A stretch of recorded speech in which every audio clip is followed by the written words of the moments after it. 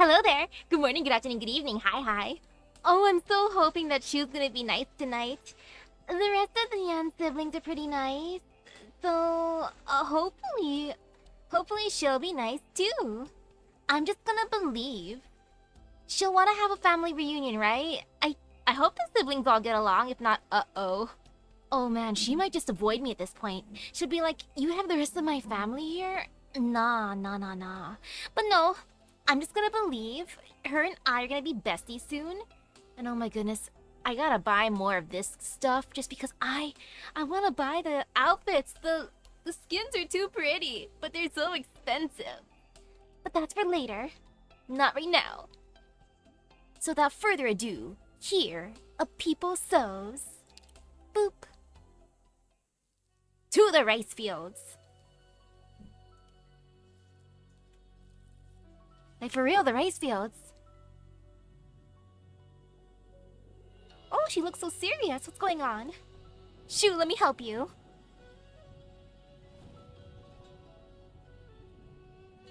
That does not look good. Very ominous. The weather is not good. Oh. Ooh, are they harvesting? I hope the crop was good. I'm gonna believe the crop was good. And oh, it's him!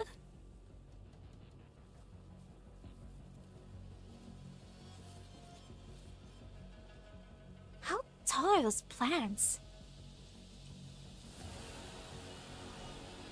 Ooh.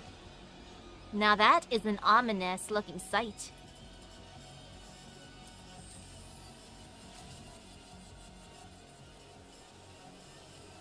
Is that supposed to happen? Is that what usually happens inside of rice fields?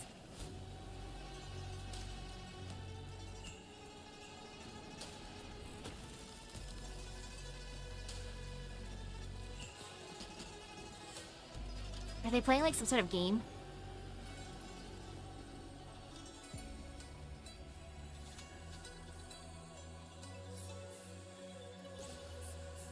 He raised screens in water.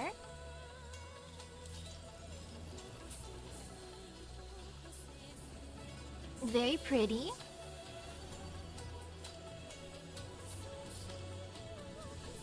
It'll be nice seeing this part of Yan.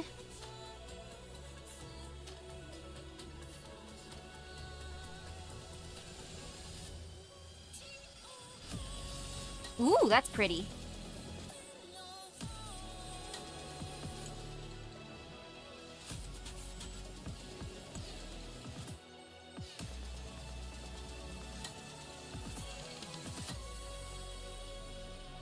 Oh, what a lovely view. And now to the event. Here, a people sows. Oh, look, her sisters in the back are looking happy. That's cute. So let's go to, I guess, the agricultural plate. Yes, indeed. A dream under rice. The bugs of summer chirp. Hannah Dream sleeps beneath the grains.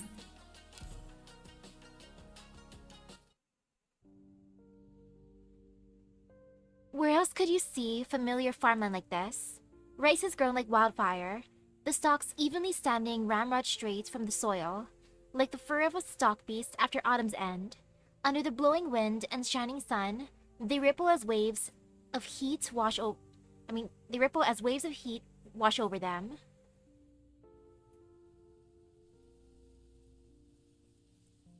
Oh, first thing, she looks so pretty. A woman stands in the middle of the field. Stray stalks and leaves pulling at her clothes. She brushes them aside, wading deeper into the vast ocean of golden grain. Where are you going? To find some crops. Aren't these all crops? I wish to find those that can be planted in lands far away. Far away. Why do you need to plant crops elsewhere? There's so much here already. Are they not enough? These are not enough to fill the bellies of all men. How long have you been searching here? A clump of soil begins to move. A toppy beast pokes its head out of its burrow. That dim tunnel leads to distant lands, its miniature resident to a drifter from afar. Once it looks upon the boundless field, rippling and rustling in the wind, lets out a sorrowful screech and then dives back into the deep, dark underground. How are we supposed to know if the seeds we plant will sprout? How can we tell which way the weather will change? If you watch long enough, you will learn. If I watch longer, then I'll learn. Does that include things to come much, much later? As one sows, so one reaps. Seeds become crops, so what becomes us? Where do we come from? After we die, where do we go? From the ground we sprout, and it is to the ground we return. Matter crop and matters not. This is the cycle of all things under heaven. So it's like the song you taught me to memorize, that 24 Jiechi solar terms?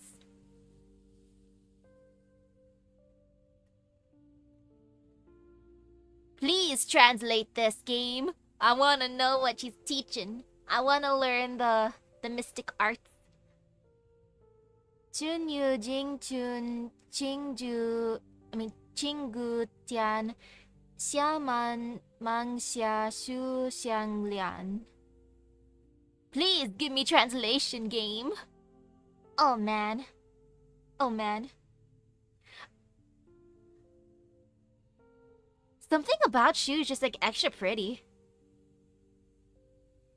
Chiu Chu Lu Chu Han Xuang Jiang Dong Xue Xue Dong Xiao Dahan. Oi, game, you're not gonna give me translation? But I want to know! Hey! Hey! Wakey wakey! Lao Jie? I'm awake. How's it going? From the outside looking in, I get the impression the big guy isn't the obedient type. Yeah. I believe it's a bit more mischievous than some younger sisters of mine. Well, might be best to take a break for a bit. This isn't one of Dusk's daily doodles.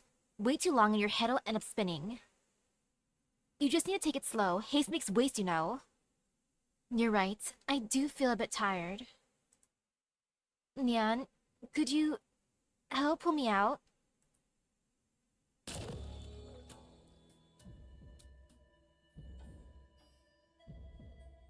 Hello, hello.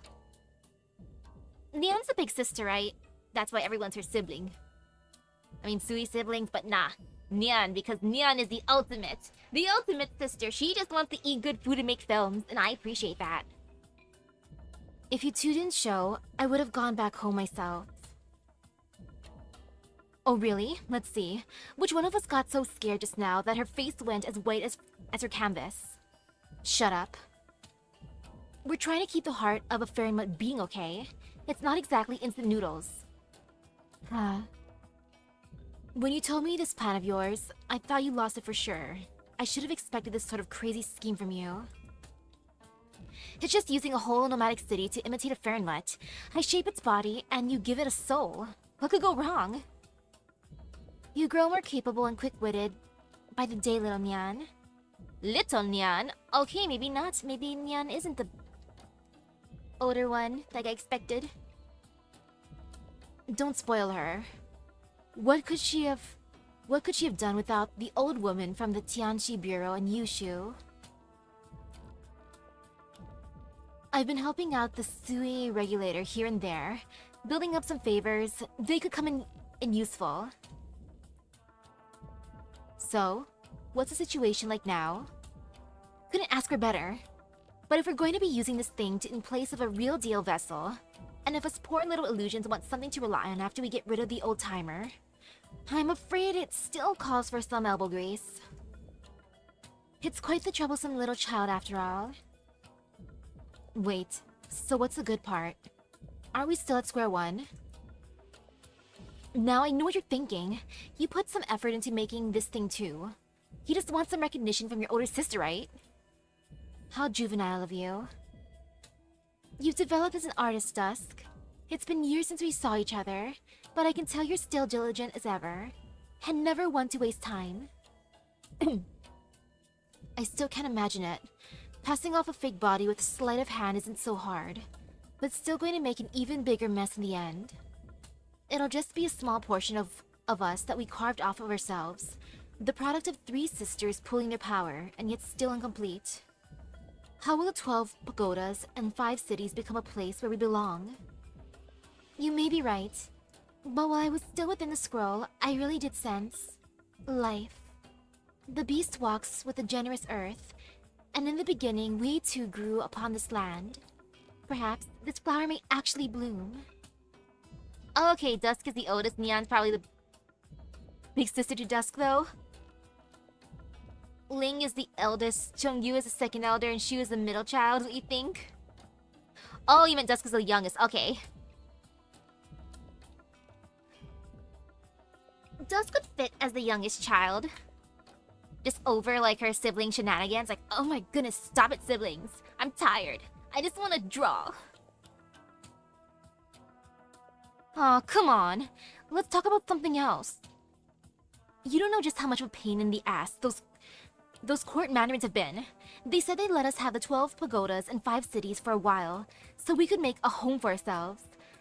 But what they really wanted was for us to give back the old Tianji, and also help them with some other trouble. Man, these Yanese know how to do business. They went and turned our home into a bridgehead. You ask for one thing and they want 2 in return. I never did expect these Yanese technology could have leapt ahead like that. I mean, at this point, do they even need to fear the Sui anymore? If we do manage to finish this home, knowing it'll be right under their watchful eyes makes me really uneasy. Also, how big a risk are we taking by doing this? I've got no idea myself. When you two were on the scroll before, I thought back to the time with Sanjie. You worry about your older sister's little inkblot? Little inkblot? Well, there was that one time you managed to knock your inkstone on your head. Ling said you were. I don't remember that at all. You must be mistaken. If you insist. Now that I think about it, I remember you crouching by the pond washing your face. I already told you I don't remember this. You used a nice clear pond water to clean your face, but that just made the water all inky, so you couldn't keep washing, right? That was Gia's idea. On the outside, our third sister was gentle and kind, but she was actually the wiliest of us all. If little Neon's plan succeeds, it'll be for the best. Well, yeah, is there anyone who doesn't want it to succeed? A certain foul-smelling Wei Chi head. The basket of blunders. Who knows what he's been up to? Ever since the dust up with Ling.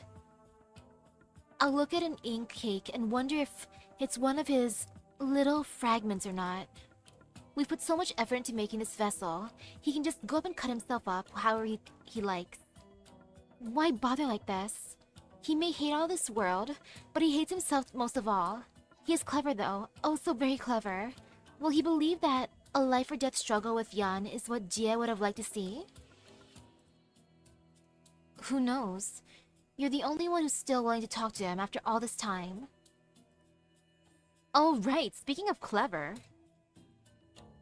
How about that other brother, you know? It's been a while since you heard from him. But wasn't he pretty close to you, Shu? Did you get into a fight or something?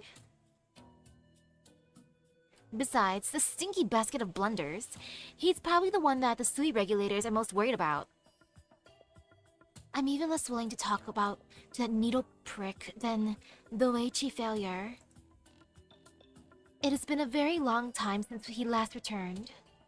Really? Never mind then. I wonder what a full-on family reunion would be like with all the siblings. Doesn't matter if he's here or not. We 3 sisters being allowed together is all for the sake of whatever plan these old coots gathered in town are cooking up. As I say, affairs come in no more than 3s. Getting together for a family dinner every day is already making some lung upset. Well, it's getting late. I have some things to do. The both of you have been working pretty hard lately. When you're free, do come by and eat. I'll cook you up some dishes. I want some food, Shu. Ooh, although we can't taste the dishes from our young brother. Shu can still cook up a mean... Why are you looking at me like that? What, did I say something wrong just now? You knew that the two of them were close. I thought that stuff happened a long time ago. It's still a sore spot. Are family relationships all that serious? When you only meet your sisters every few centuries, it's normal to be a bit serious. You know, I'm even more afraid of her looking at me like that than I am of being on Dage and Ling's tongues. For once, I find myself agreeing with you. A face like she was wronged, then refusing to say a word about it, all the while looking like it's something she can't bear to discuss. That's not like a sister at all, it's more like... Perhaps she's simply been alone here for far too long.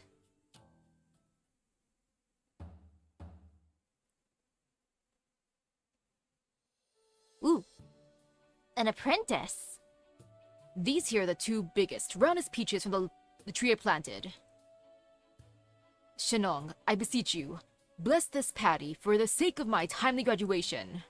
I'm in my 3rd year already, and every time, at the most critical moment, something or other goes horribly wrong. 2 years ago, my task was to protect my crops from pests, but right as I was about to harvest them, a great drought struck, and my entire experimental field withered. Last year, my task was to protect my crops from drought, but right when I was about to harvest them, a deluge of rain struck. Shennong, please watch over us.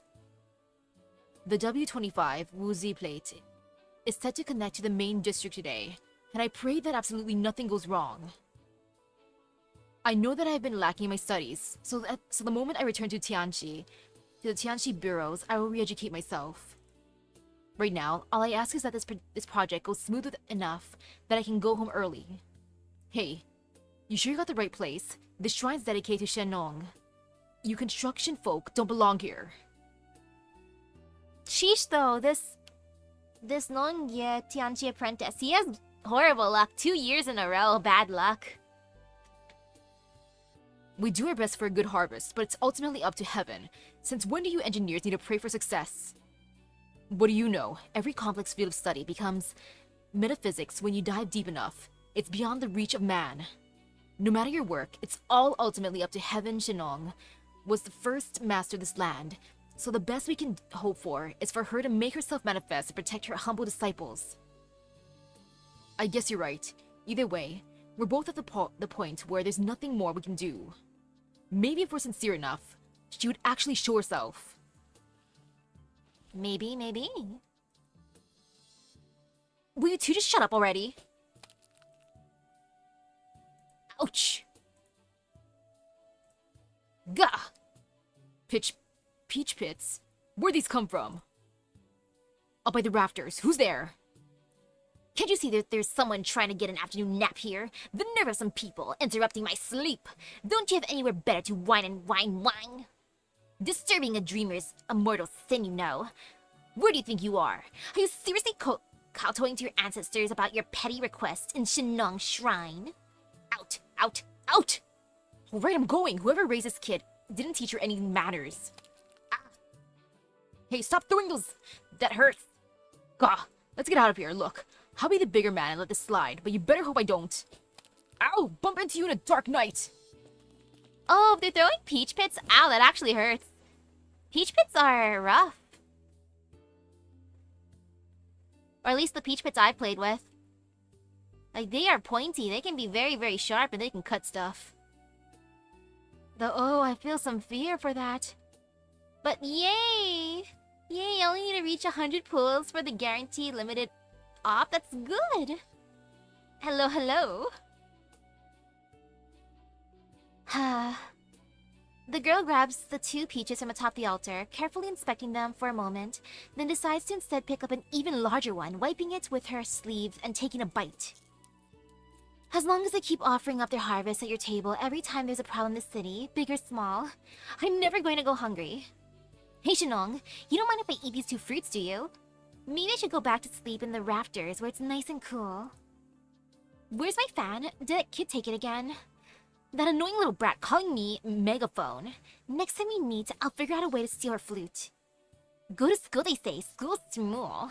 The only students who come out of the Tianchi bureaus are these lazy louts. What was even the point of all that schooling?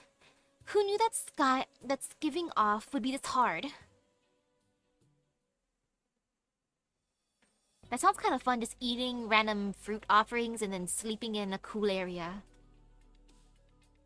Xiangzang, do you know what's gone wrong with this drone? Did you forget some steps while changing out its power source? It looks like there's some unconnected wires here. I don't know, maybe it was some kids swiping it to play. Foul beast wrestling. I'll get them next time and make sure to give them a right thrashing. Did it hit you when it fell out of the sky? Nicked my horn just a little bit to the right, and it would have whacked me right in the head. Most days, I see you farming with the others. I never expected you to have a knack for originium circuits. Didn't the Tianchi teach you all how to operate it? This is a precision instrument. Please pay more attention when using it. And we don't call it a drone either. The Tianchis call it a sky pole. The first time I saw these flying around the field, covering the whole thing, I thought it was a swarm of locusts. Scared me half to death. So when these gadgets jam themselves into the ground, they can tell the soil's condition and how the crops are doing. When we ponder how best to plant our crops, the Tianchis ponder how to best to help us. Farming is a lot easier than it once was, thanks to these inventions. This season's harvest.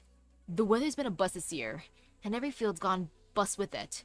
These experimental paddies in front of us, the ones the Tianchis call Qianzong, I reckon they could yield 2,000 caddies a field. It's enough to fill our bellies, but it's far from what the Tianchis expected from their research. Give it time. We harvest twice a year now. There was a time we wouldn't have dreamed of that. In the distance, huge machines slowly lift entire chunks of farmland, their rumble startling a flock of foul beasts. The farmers in the field seem already used to the sight, momentarily lifting their heads before going back to their task at hand. Since Dahuang's remodeling project began, there's been lots of mandarins coming in from elsewhere, and you've gotten pretty busy yourself. It's been days since I last saw you. How did you manage to get time off to visit today? The summer harvest is about to begin. Only once you've inspected every piece of land yourself can you begin to plan. And there's also the matter of the upcoming ceremony of sacrifice.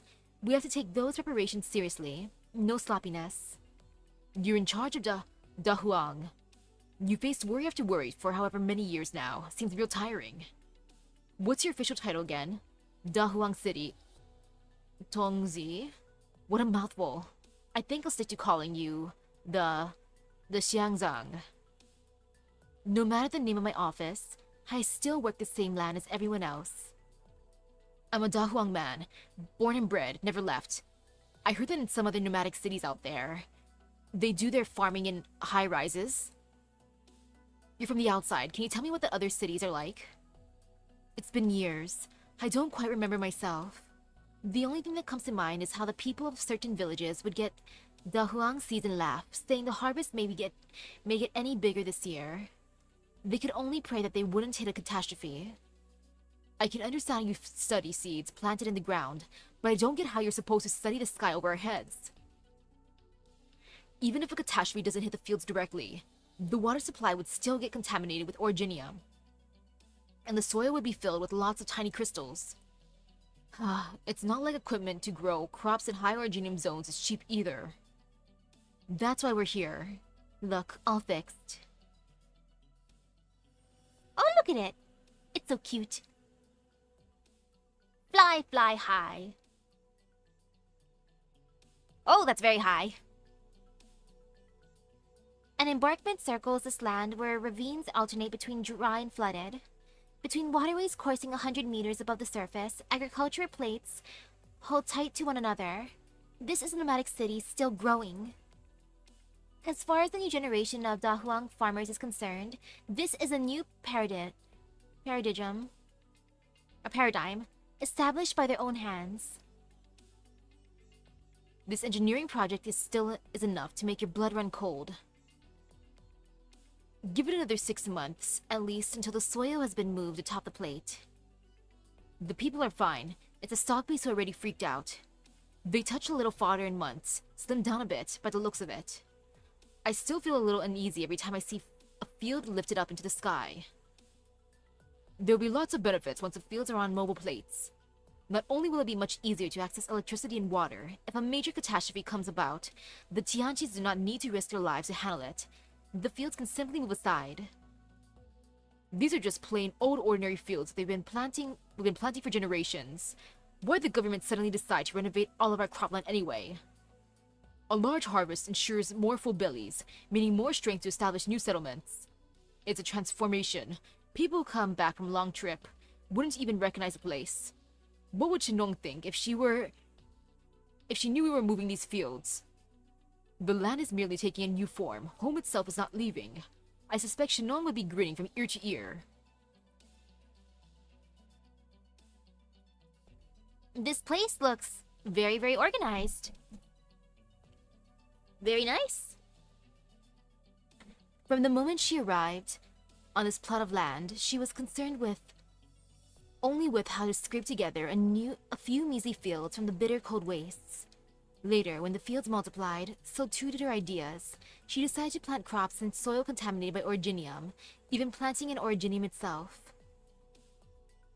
That's insane. Are you saying Shennong was a genius or a fool? Neither. She was a dreamer.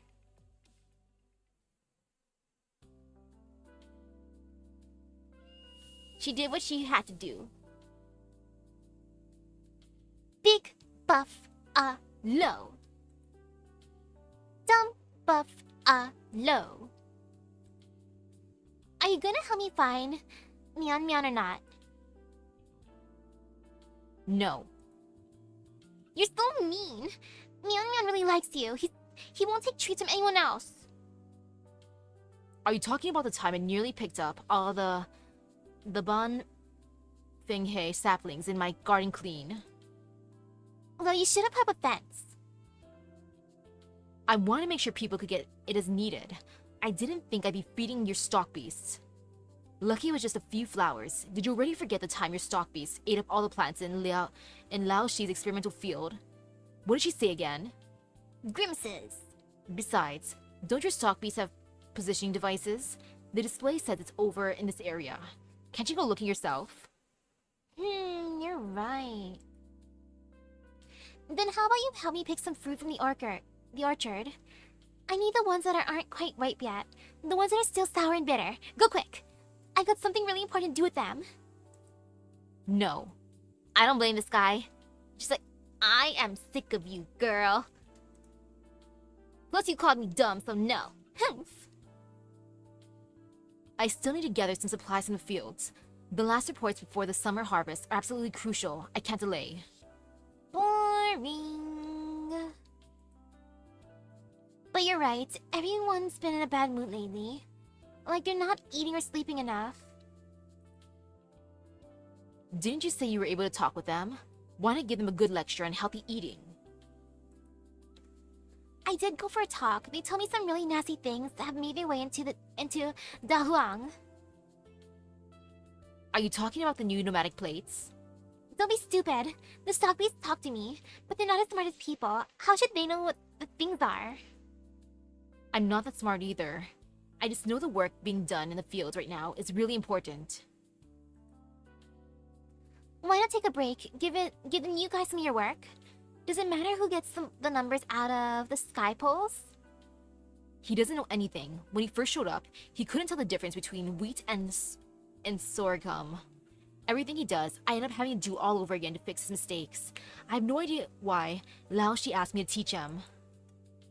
But he's a real fast runner, so maybe he can help me find Mian Mian. Right, I'll go ask him. What? Lao Shi invited himself here specifically to help with the farming. He can't... Fine. I'll go with you. Wait a sec. Wait! New guy! Drop your busy work. Come help me find my stock beast!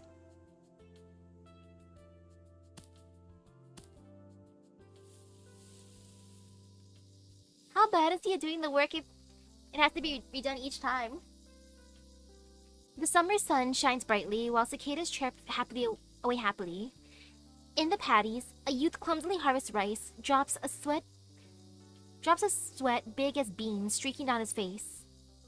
The muscles in his arms are well built, but without proper knowledge of how to use them, they are useless to reaping the slender stalks with a sickle. After sleeping away for most of the day, he's only managed to harvest a single bundle of rice. Oh. Okay. 1 day for 1 bundle. Well, he's still learning. His mandarin coat hangs off a pillar. A few foul beasts who were hunting for stray grains instead decide to show great interest in this unfamiliar garment, pecking at the hanging belts with their beaks. They'd be like, "Boy, you looking like a snack, peck peck." Phew. It's midday already. And there's still so much left to do. How much more is he gonna do? It took about a day to get 1 stock. It's fine though, he'll do better later. He's still learning after all. So journey to Dahuang. Oh, the map looks decent. I'm not afraid, and I'm not gonna bring a friend either because I need a farm later.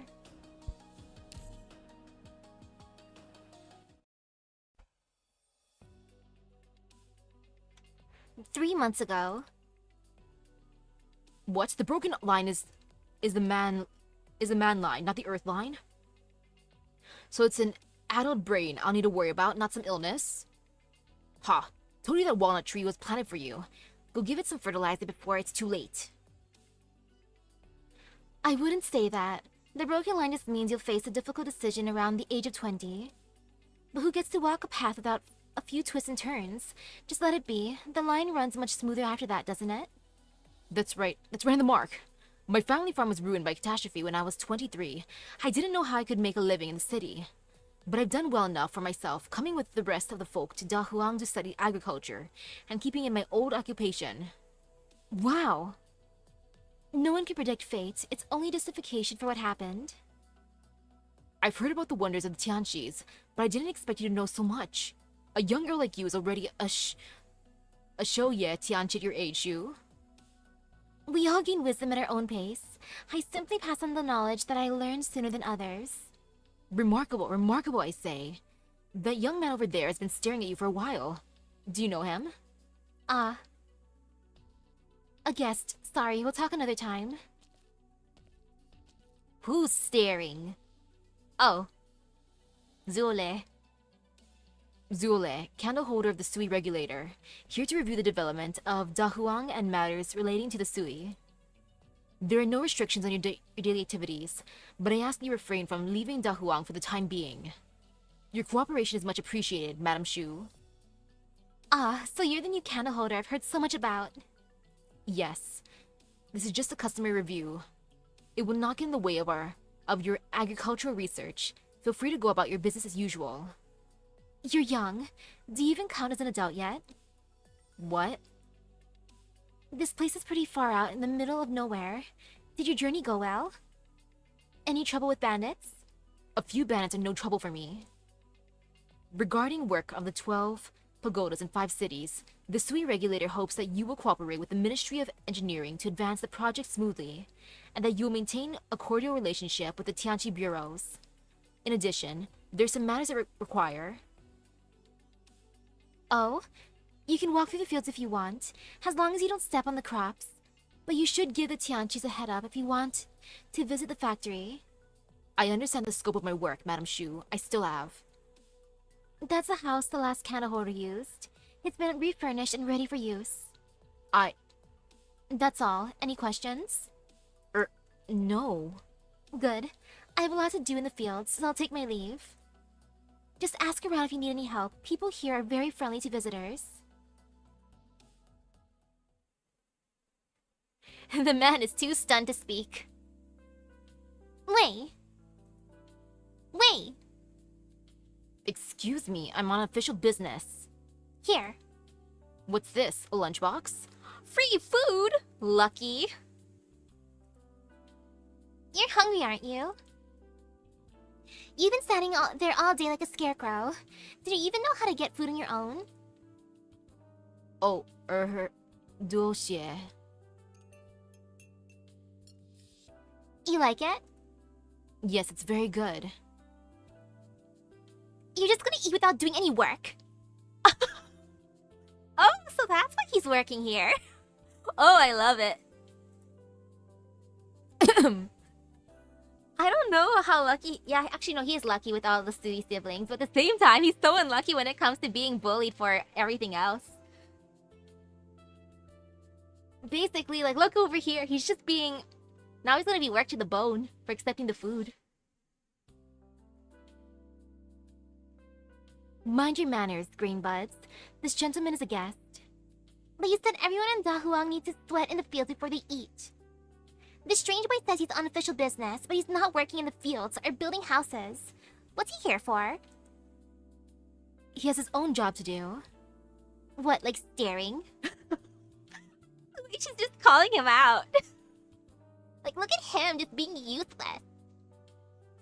Ouch. Yes, just staring. Ahem.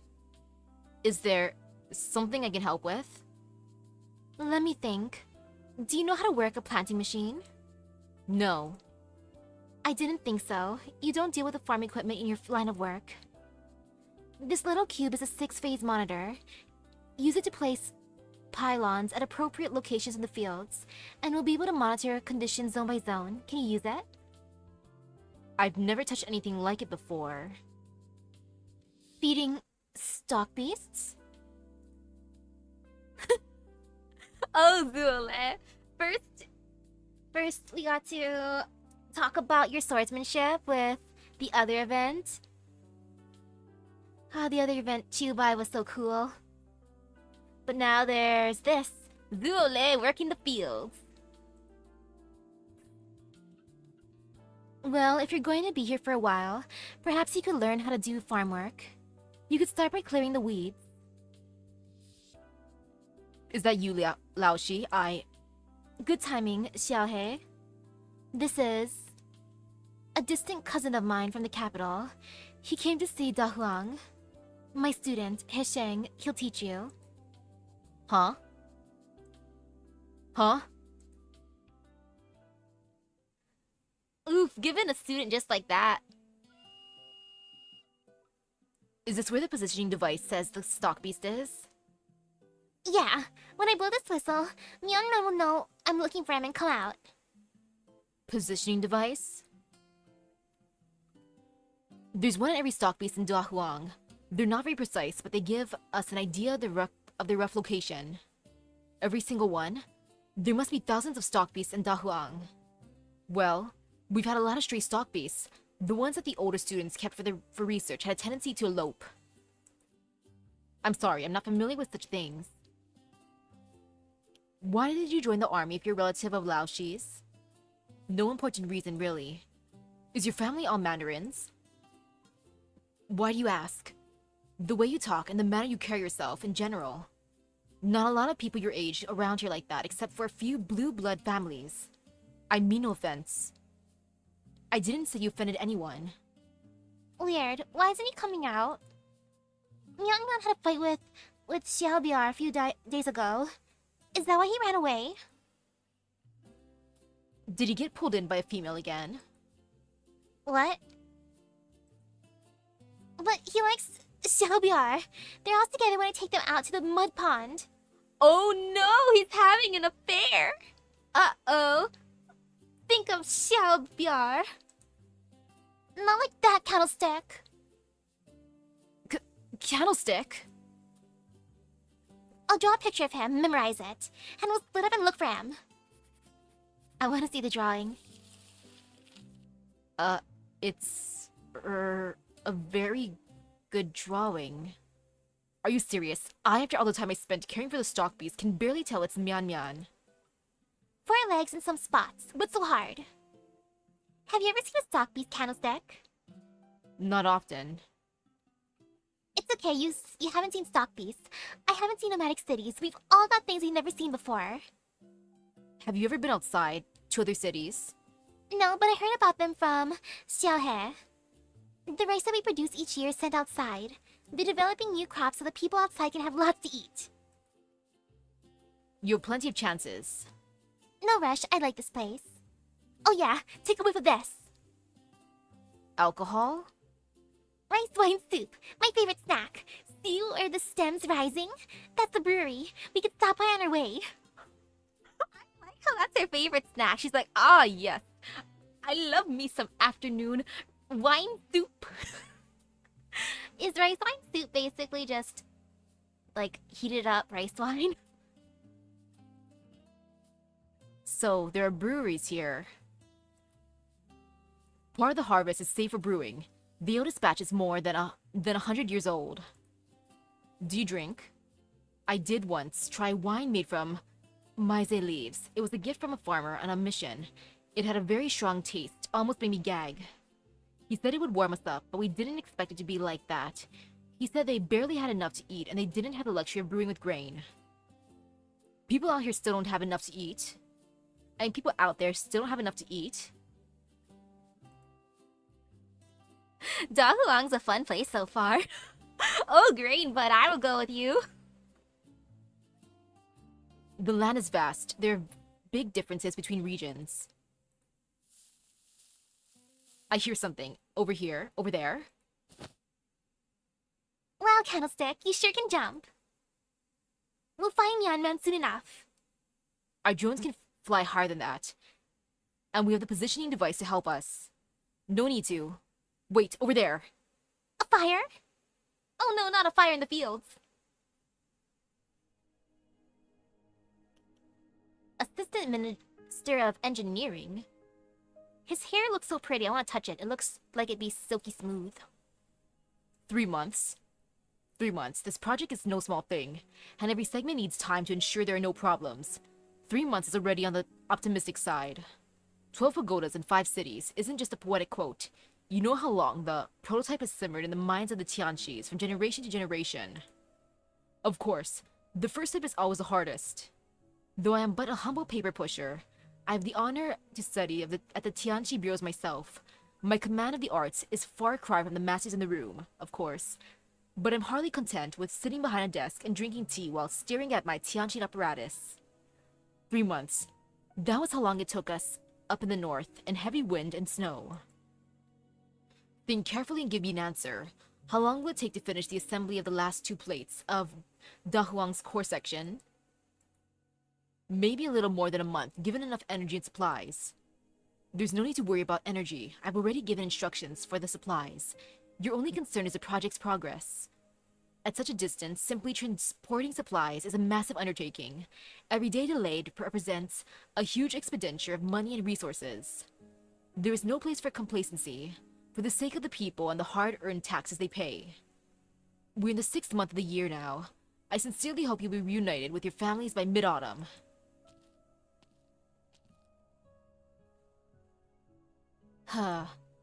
Sometimes you just have to ruffle their feathers a little. I'm sorry you had to see that. 3 months in the north. You were talking about the Danyan project. The city was closed due to heavy snow. The Imperial Court decided to put things on hold until conditions improved. But when the messenger arrived, he found that the Tianxi in command have rammed the frozen originium layer open with a segment of the city, rescuing tens of thousands of villagers who were trapped by wintry conditions. The textbooks still celebrate the story. The event that took you to the position you hold today, Minister Wan. There was no need to be so humble. You flatter me. I'm simply an engineer who worked his way slowly up the Tianxi ranks. It's not my place to hold my nose in the air. But bringing this up is what it takes to get a bunch of stressed and overworked Tianxis to listen to me. Seems like you're confident that construction of the 12 pagodas and 5 cities will progress smoothly. Even if I'm confident, everything has been so rushed. There can be flaws in the best laid plans. I'll be counting on your backup, in that case, Assistant Minister Ning. That's what I'm here for. Now, you've only arrived at Dahuang. I assume you're not familiar with the place yet. It may not be as prosperous as the Heartland, but it is rich with gifts from the earth. The many delicacies from the local produce are a delight. Have you had the chance to try the local Wudo porridge, for example? What? I want to try that. I'm afraid not. Dahuang's Udozo is a one-of-a-kind. The 5 beans, Udo, are red, black, Hmong, soy, and white. They complement each other, but it's the local rice that truly makes the Dahuang Udo porridge stand out. The wonderful fragrance and rich flavor of Dahuang's rice elevate an ordinary bowl of porridge to a symbol of Dahuang's culinary culture. The 5 beans each have their own flavor, but it's the rice that makes or breaks the dish. Cooking it is, therefore, far more than just dumping the ingredients into a pot and lighting the stove. Heat controls the key. The 5 beans must not be allowed to usurp the rice at the center stage, else it becomes just an ordinary bowl of grain porridge. You really must try it when you have the time. I will. On another note, how's High Minister Ning? Grandfather is getting up in age, but he has been fortunate to avoid any major illness. Nevertheless, I hope he will be mindful of his health. Perhaps I should bring a little token when I report back to Baizhou. Oh yeah, I saw the food gifts. I was surprised with like how many gifts we ended up getting in our inbox. I was like, yo, thank you. The thought will suffice. Given Dahuang's ties to the Sui, I expect I'll have plenty of dealings with the Sui regulator and the Ministry of Rights. I've long been in awe of High Minister Ning's achievements, but age spares none of us. It would be better for the High Minister to be less involved in particular matters. If my presence here in Dahuang is unwelcome, I can certainly submit a letter to the Grand Tutor immediately. You misunderstand. I only meant that the Ning family must be delighted to have risen to the post of Assistant Minister at such a young age, and that your grandfather must have taught you well. Assistant Minister Wan? Yes? If you simply intend to say the young and experienced Ning Qichu is not fit to work with the legendary Tianqi of Danyan, you'll hear no argument from me. But as long as we're working with one another, if you have something to say, just say it. Stop thinking yourself clever by beating around the bush. A truly clever man would be much more amicable than you. I will take my leave. Ooh, she told him off. Water, water. Good thing the fire just started right by the river. Why did you start a fire by the forest? Arson is a serious crime. I didn't do it on purpose. The foul beast that was another student's project. It ate my project. All I left was an egg. I'll get my revenge by cooking the egg. But no, don't cook the egg. Raise it. It'll be your new son. No, not revenge. I'll cook the egg in memory of my lost project. Enough of that crap. The fire's starting to spread. Stop it out. I have a hoe. We can make a control line with the winds while the winds are calm. I'll clear away any vegetation in the back and stop the fire from spreading that way. Can I have the egg? Can I keep it? It'll be my new son. Phew. Ugh. Oh, look at him. Oh, so cute. Wink. Nyan nyan. Wink. Look at him. Oh, I like the little goggle thing that it has on. So precious. Found you. What are you doing here? Hey, tell me, do you like Xiaobia or not? Where did Zuole go? He said he was going to clear the vegetation, but I don't see him anywhere. Did he lose his way? Wink. Should we look for him? Wink. Zuo. I'm right here. I didn't find Mian Mian, but I did find this pair in a nest. Zule is carrying 2 stockbeast foals in his robes. They're so young that they have yet to open their eyes. Put the babies back where you found them, boy! Mama's gonna come back and freak out. You shouldn't have brought back foals so young. I shouldn't? But I checked the area. The mother was nowhere to be found. They wouldn't have survived for long if left to their own devices. Isn't it better to bring them back so they could survive under your supervision? We're not supervisors, we're friends. We help each other out. They give us wool, we give them tasty hay, chase away bugs, and scratch their itches. We don't know if they're carrying any diseases, or if they can be domesticated, plus... But we've got a scent on them. I mean, but they've got his scent on them.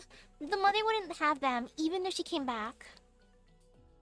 That's why you shouldn't have touched them. Well, he already did, so we have to take care of them. Well, time to take responsibility, Zuole. These are your new sons, your new children. Be a good papa. Why do you keep standing up for him? He's clearly in the wrong. He doesn't know anything. I'm doing this because he doesn't know anything. Never mind. I'll go back and ask the teachers what to do with the little guys. Let's hurry, or they might catch a cold.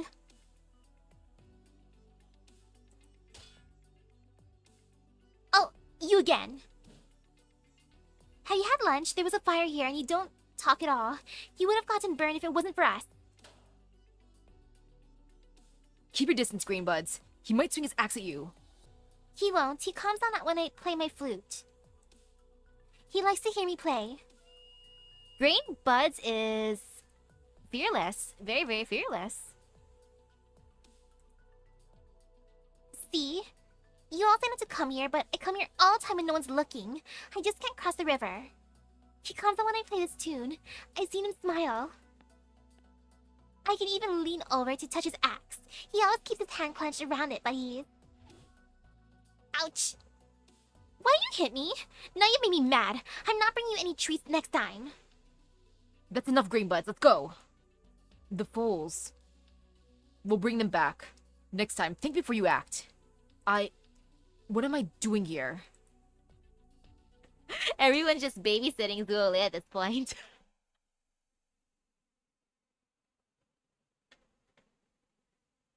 This is Zuole's summer school, basically. Okay, while I set this up, I'm gonna drink some tea. I got myself some ginger tea right here. No, it's cold now. It's room temperature. Oh, I'm so sad I let it rest for too long. Oh, it's been like an hour already. Oh, my bad. Oopsies. Silly me. No wonder it's cold. I was hoping to drink some hot tea. Ooh, hello, hello. Oh, well. Some delicious ginger tea. Oh, I almost spilt it. It's a big cup after all. Okay, let me just set this up a tiny bit more and then I can take another sip of tea. Right over here is good. Very, very good.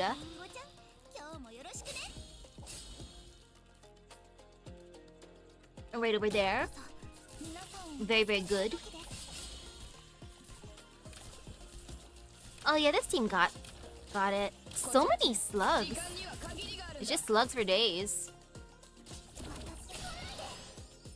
Go get them. Might as well bring a healer out just in case, you know. Hey. Looks like the team's doing decent so far, and I can take another sip of tea.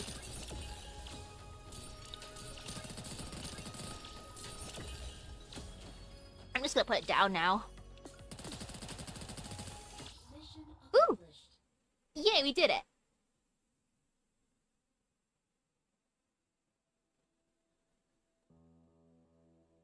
This is a report on the Shanhaizong and the catastrophe countermeasures, and review of my own actions. I'm sorry I let you down, Father. Now I will. No need. You won't have to participate in Yumen's return to the capital anymore. But, are you giving me a suspension? It's not my place to interfere with the Sui regulator's appointments, but as the Warden of Yumen, I have authority over military personnel assignments. There's an important mission for you to undertake away from Yumen. It's planting season in Dahuang, in the north, and they're short-handed. Go and help them. Planting season? You mean agriculture? That's the important mission? Is that not important? I understand that agriculture is the lifeblood of the nation, and I've heard about Dahuang, but I don't understand. Why me? So you might see. And after I see, you think. Be ready to depart once you've completed the mission handover. One last thing, Father. I discovered some suspicious activity when investigating the Shanhaizong's movements. They appear to be very familiar with Yumen patrol schedules and routes. If they really manage to obtain intelligence on Yumen's defenses, I have spoken. This is not your concern anymore. Oh, the fields look pretty at night. I like the lights. Never forget what all you do is for. A man like you can't be trusted.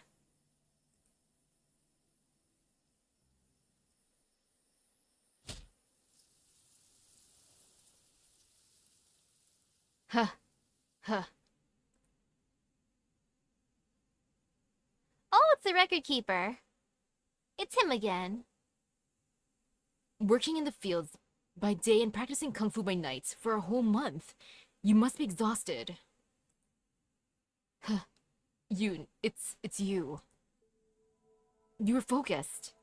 But I didn't achieve anything. I don't even know what I'm doing here. Perhaps, by focusing on improving myself here, I'll be able to do what I couldn't before. Well, perhaps. You know, this old Lugman kung fu movie. The hero who was arrogant and haughty swordsman who spent all his life pursuing martial perfection, which always seemed just out of reach. His fortunes took an ill turn when he lost everything, fame, fortune, reputation, even one of his arms. Now a broken man, he found himself in a tiny, remote village. There, he lives amongst the peasants, eating with the lowly folk who used to lie beneath his notice. For 3 years, he stocked his own firewood and boiled his own water, not touching his sword even once. He finally drew his blade when his enemies came for him.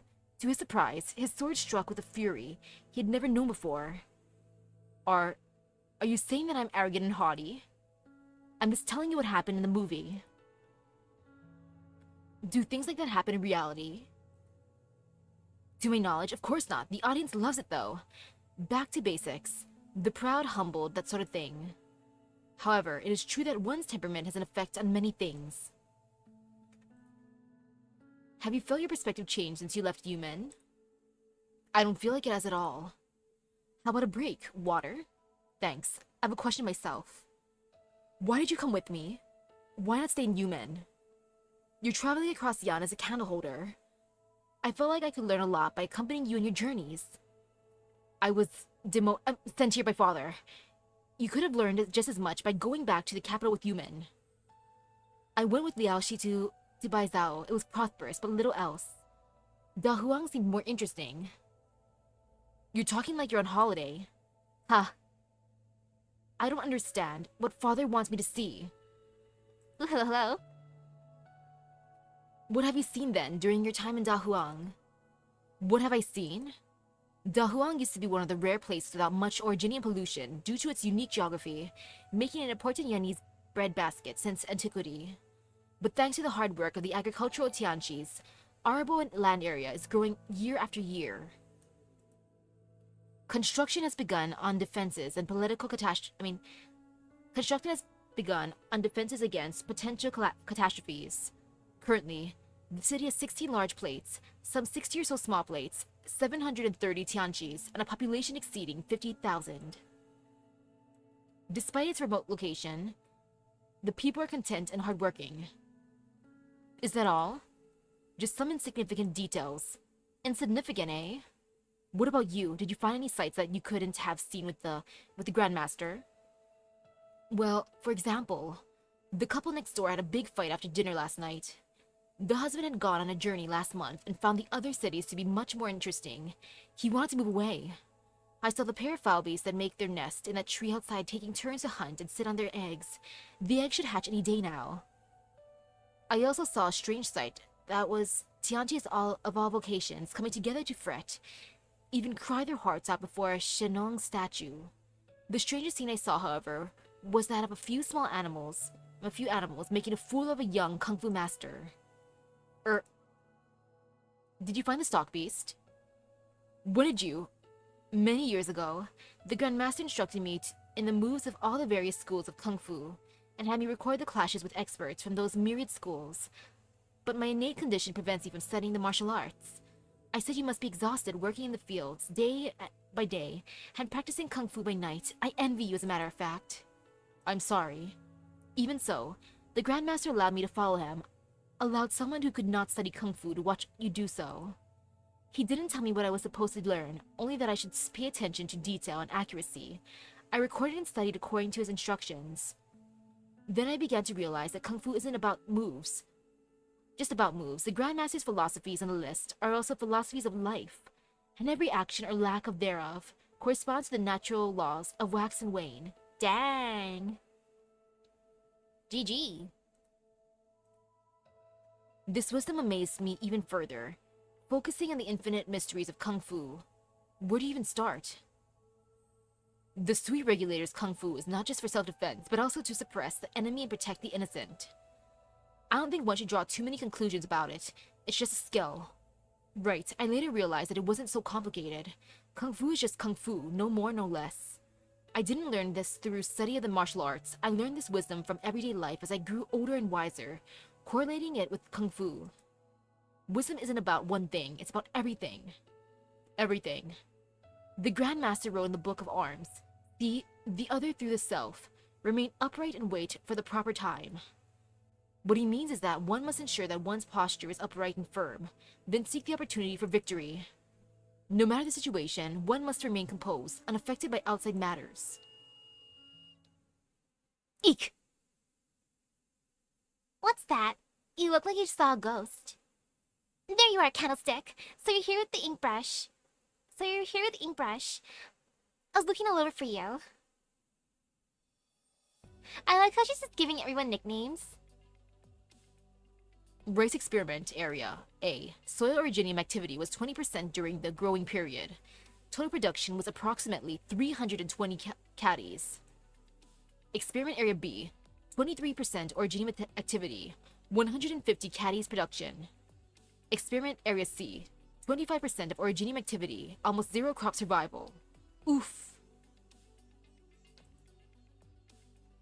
Negligible change for the last season's data, or the season before. The same goes for the other crop experiment areas. I see. I wouldn't mind that nickname. That'd be a fun one. Water buns. You don't look disappointed at all. No point trying to rush things. We take them one step at a time. 25% remains the critical line. Plant survivability drops off precipitously once soil originium exceeds that level. That applies to both cash crops and cover crops. Yet the figure remains much lower than the level of natural soil originium activity in the vast majority of regions. Thinking about giving up? No. I'm just not sure. If this is the only result, then there is no way to expand the application of the Wanqing, the 10,000 Qing of Fertile Fields project. All these years, and nothing to show for it. Not even a bud of hope. 15%. 25 years ago, that was a critical line that had us stumped. It took 9 generations of crops before we found an originium-resistant variant in the corner of one of the plates. You and the Tianqis kept going for this long? Did you know that people used to fertilize the fields with fluids from the Dahuang fibrous slug in order to protect crops from the impact of originium? Yes, but it's just folklore. There's no scientific basis to it. Originium doesn't infect plants like it does animals. It only changes the... Yes, but that's what people in the past came up with when technology wasn't so advanced. The result of coincidence and misunderstanding. We tried so many different things, just to carve out a little piece of farmland for ourselves. It took generations after generations of trial and error to get agriculture to where it is today. As you said, the Wanqing project is one where hope is hard to come by. Perhaps many years later, people will look back at us the same way as we look back on the ancients, who fertilized their fields with fibrous slug fluids. Only one thing is clear though. Plates on their own can't produce enough food for everyone. People will always go hungry in their remote villages, places where the nomadic cities can't reach. And I'm willing to believe that, one day, we'll break free the shackles of originium, and then we'll truly have the 10,000 Qing of fertile fields. A certain someone said to me, once upon a time. Do you mean? Still working in the lab at this hour? The power bills keep piling up. I'm just here to submit some data. I'm going now. I'll be going now. Oh, Xiaohei. Haven't seen you for a while. Look how tall you've grown. Why don't you stay for dinner? Sorry, I have things to do in the fields. Excuse me. Aw, he's just being shy. Why does he always look like he's terrified of me? You're the big boss of Dahuang. People should be scared of you. Doesn't mean everyone will listen to me. Isn't the hour a little late to still be working? Alright, I'll be going. How late could it be? Cooking soup so late is rather tiring. Smells good. Yummy, yummy. Who are you treating? Your sisters? Or that relative of yours who came to visit? What's his name? Zuole? Yeah. Of course you trust him. That's her disciple, right? And that's why she put him in charge of Zuole. Everyone's working hard in preparation for the summer's harvest. The soup is for the hardest worker. Did you have to poke fun at me before dinner? A little mean, don't you think? I want some soup. Then bring the bowl over. Alright. All my life I've been dealing with things that grow from the soil. Now I have to learn everything about engineering from scratch. It's not easy dealing with the Ministry of Engineering, arguing all day about the assignment of a few tianqis. It's even more tiring than farm work. Eat up then. You've definitely lost a few caddies. Sure, except 3 huge pieces of rib in one bowl. You're trying to burst my stomach. Ma'am, if you don't want the rib, I'll eat the rib. 3's plenty. 1 more and it's going to spill over. I mean, there's plenty. Spilled soup would make a mess, and it's even worse when someone gets burned. You can put it down if you don't want it. That won't do. So much effort went into the soup. We can't let it go to waste.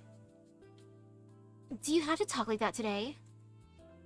I'm just talking about this bowl of ribs and lian o soup. The ribs come from lovingly raised meat beasts, while the lian o comes from ponds that we dug with our own hands.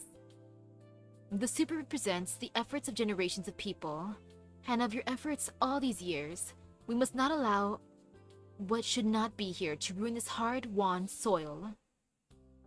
After all these years, you... So many years.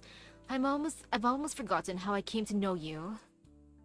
Sometimes, I wish I really did. If only you were just a diligent Nongye Tianchi and me a humble farmer.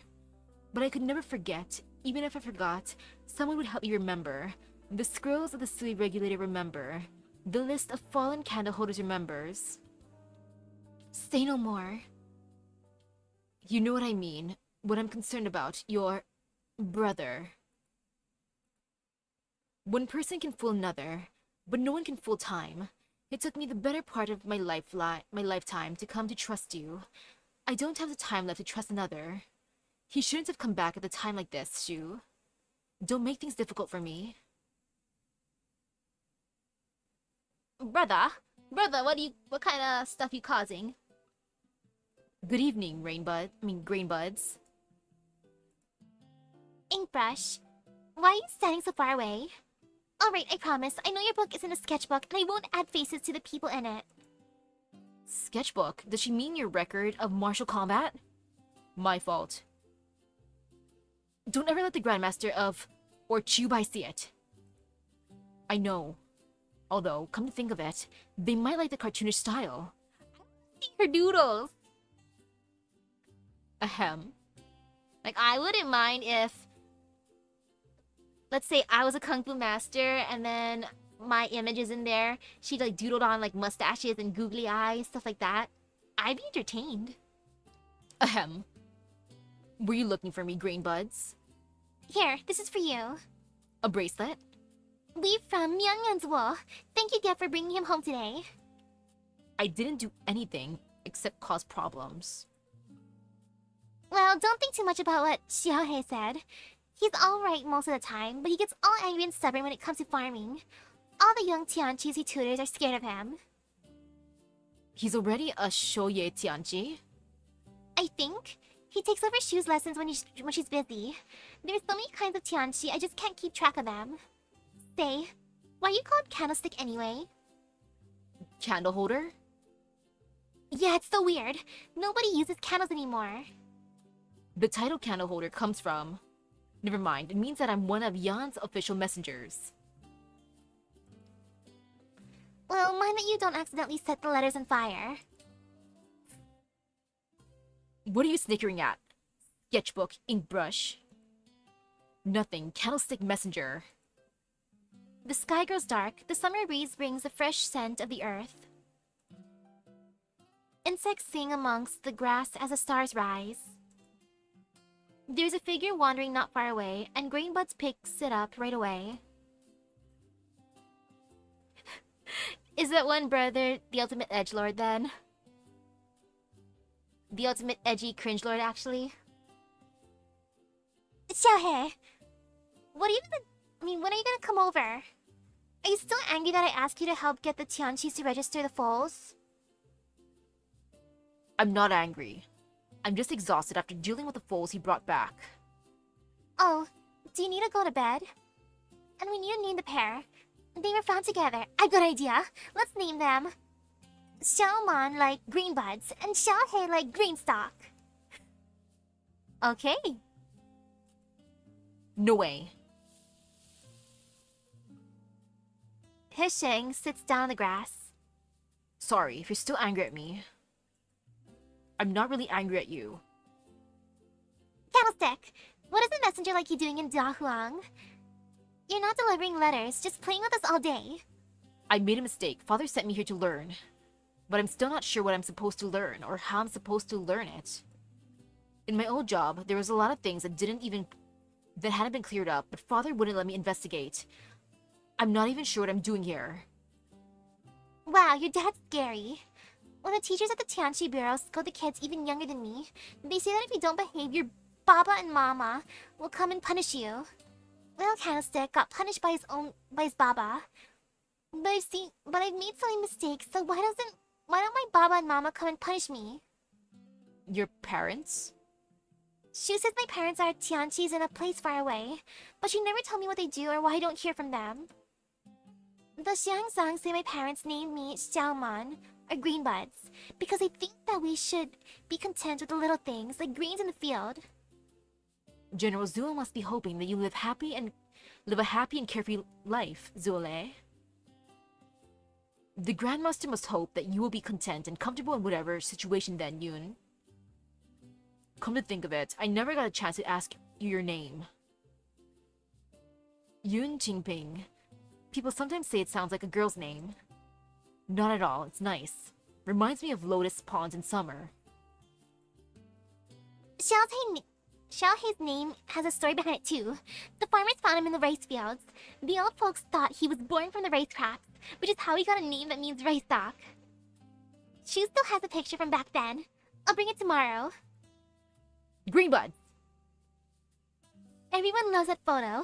Candlestick and Inkbrush should see it too.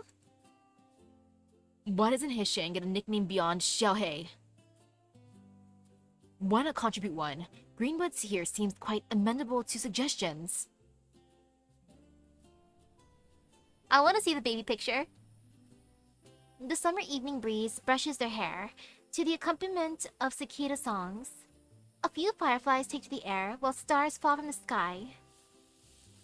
Greenbuds is no longer chasing the fireflies. She sits on the grass smelling of night dew, panting from the chase. There is no room for gloom or worry in the heart of the young and innocent. She only has eyes for the sincere joy of the present. Oh, cute! Look, shooting stars! Oh, I like that. That's adorable. According to Shu, the old Shennong stories say that the crops grow well where the shooting star falls. Should we go and see where they fall? She said that to get you to come down from your tree and go to bed. You seriously think it's true? Of course I do. But it's very far away. Way beyond Dahuang. Then we'll leave Dahuang. What if they fell at the edge of heaven? Then we'll go to the edge of heaven. I'll go. You'll come too, Xiaohei. And the rest of you too. There's a lot of time to look for them before the sun rises. Maybe we'll never find them and keep walking until we're all grandpas and grandmas. Searching for stars? Ah, yes, searching for stars. Has it occurred to you that this may be what you're supposed to be looking for? Stars? Yeah. Come, let's cross the stream.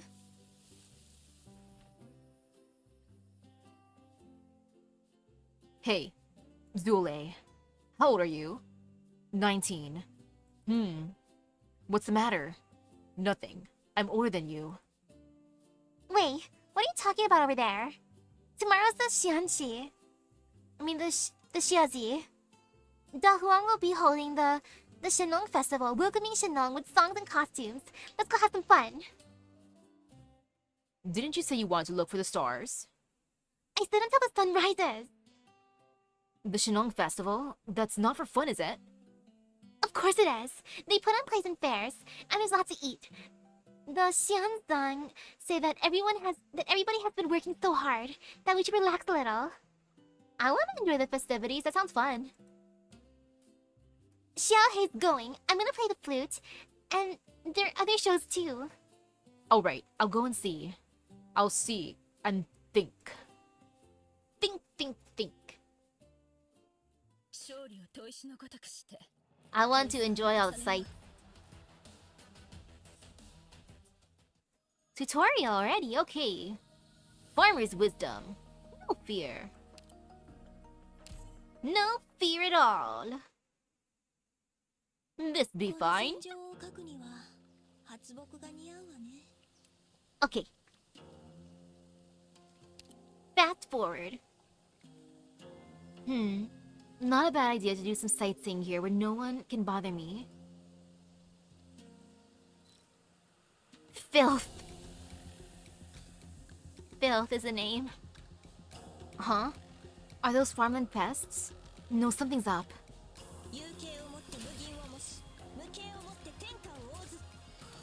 It's literally called filth. Sure enough, they're polluting the fields. Yes, the sky poles have detected traces of blight. Our battlefield this time takes place on farmland. Other than holes and passages, the entire field is covered with shallow water. It seems like a blight can spread through water to pollute all connected ground tiles. Luckily, we have throttle valves to partition the fields. You can do that by placing this throttle valve here between the high ground tiles to seal off the contaminated areas. The left side here, and the right side have now been separated into two. Blight will no longer spread to the other body of water. Here to help. We have more enemies incoming. Alright, don't let the blight spread any farther. Whoa, that hurts. The blight spread by these creatures will pollute the shallow water. Operators standing on the unpolluted farmland will restore HP over time. But if they are deployed on the polluted tiles, they'll take a large burst of arts damage and also take continuous arts damage over time. Enemies can continuously pollute the water, and the more serious the pollution, the more damage operators will take while in the water. You can judge how polluted the water is in an area from its color or from checking the sky pole. Hold on, Cardigan. Ooh, it's a field mouse. Oh, they're so cute. So what are they doing? Oi, little field mouses or mooses. Something's attacking the throttle valve. It's a field mouse. A major problem for many farmers. They've adapted to modern farming methods, and they exclusively like to target throttle valves. I'll help you guys out. Nalantha, thank you.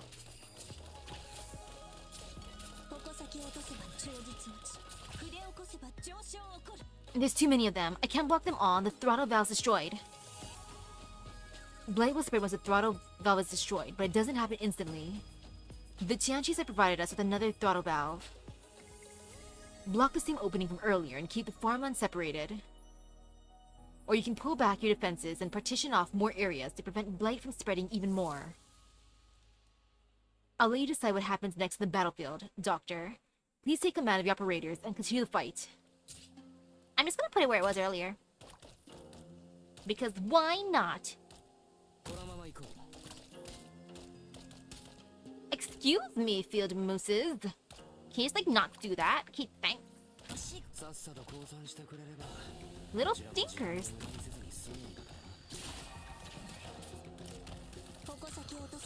Okay, this is fine.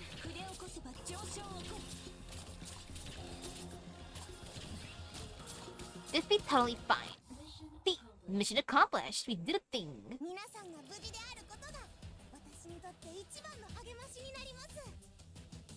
This mechanic isn't too bad, at least. Shennong rates. Okay, I just gotta guard one area. That's fine. That's easy. And away we go. Ha ha. Another lost harvest. Sow the seeds, raise the seedlings, only to see it all taken away by catastrophe. We took our land back from the Fahrenmuts. Why then do so many people continue to suffer? Is there a land not afflicted by catastrophe? Wind, frost, rain, and snow we can handle, but catastrophe and originium are a whole different matter. People they touch fall ill. Crops they touch die. Farmers look for the right soil to plant their crops. If this land is not fit for humans, who planted us here in the first place? We must find a way. Man must eat. Food. Yummy. Nom nom nom.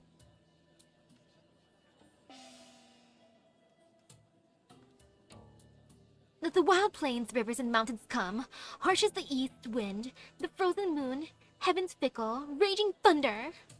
May the scent of rice fill heaven and earth, north and south, and fear neither drought nor flood. If only I was the wind and spring rain, bringing spring to the people. Plow the great plains and soak them with blood, sweat, and tears, trample 1,000 leaf flat, and turn them into fields of gold. The scorching sun of the 6th month has turned the city into an oven. The occasional wind brings a pleasant scent of rice and warms the heart. This year's opera is particularly popular.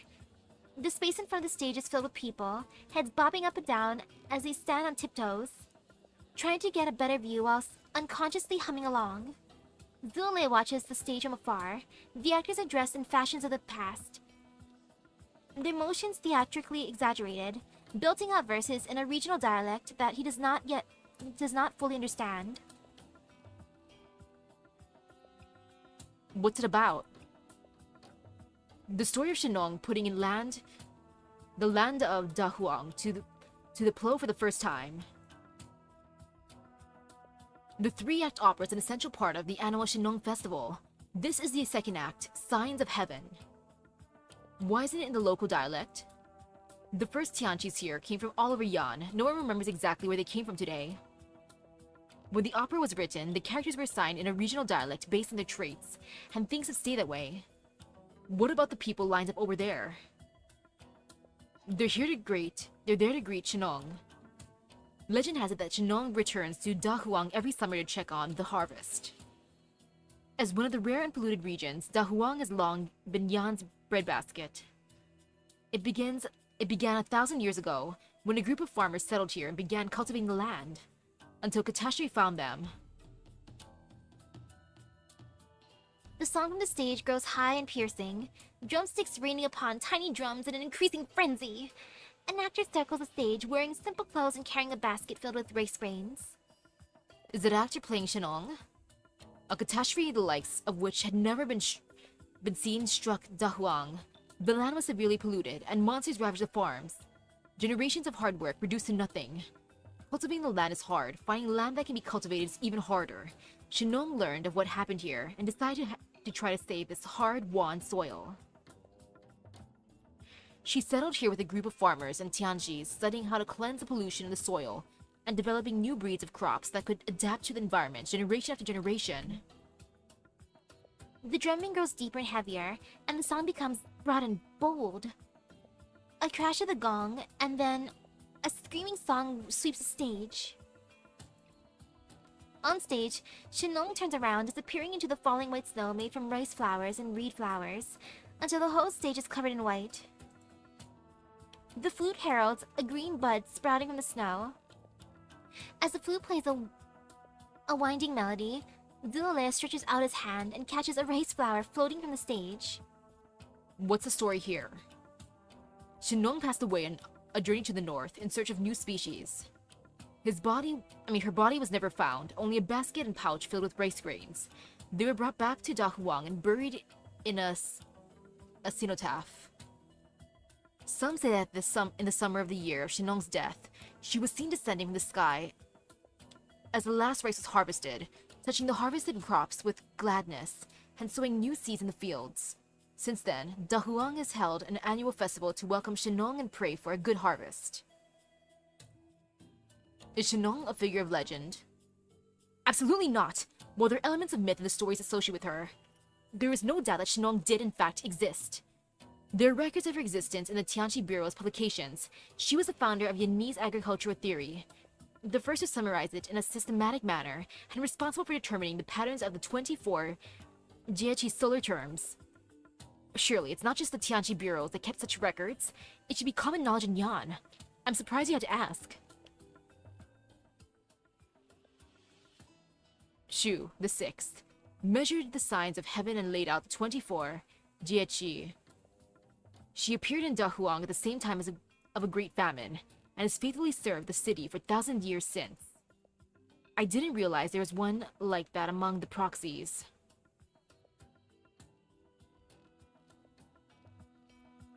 Xiaohei, you're early today. Is Greenbud's not with you?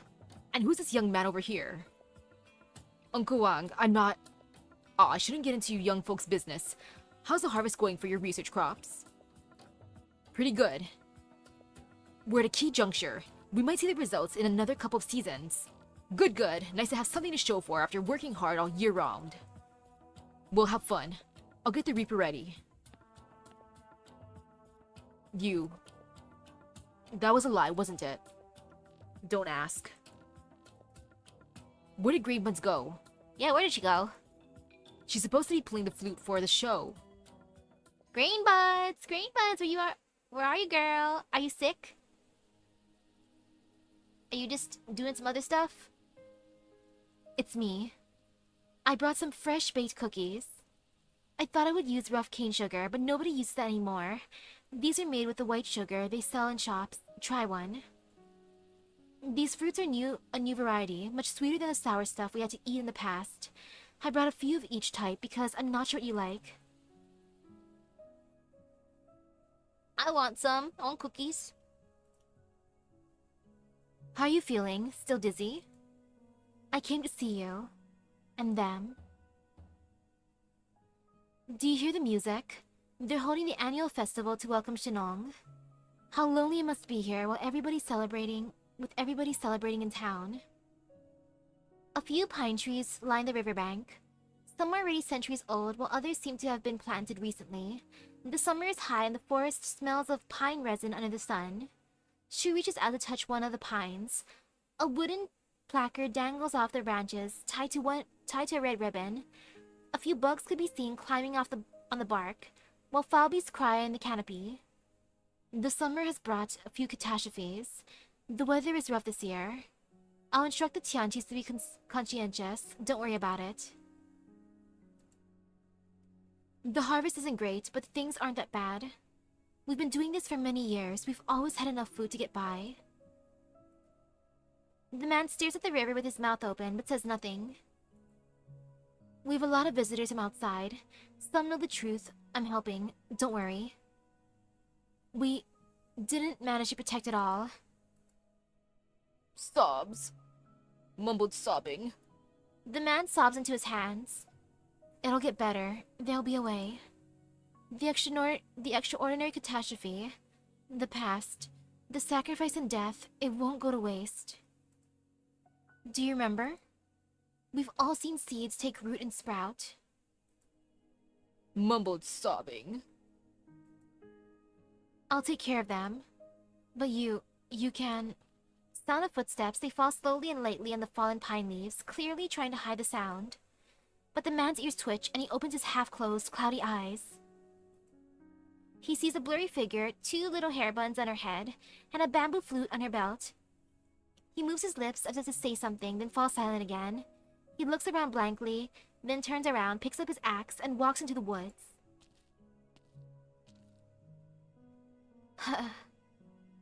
Come out, green buds.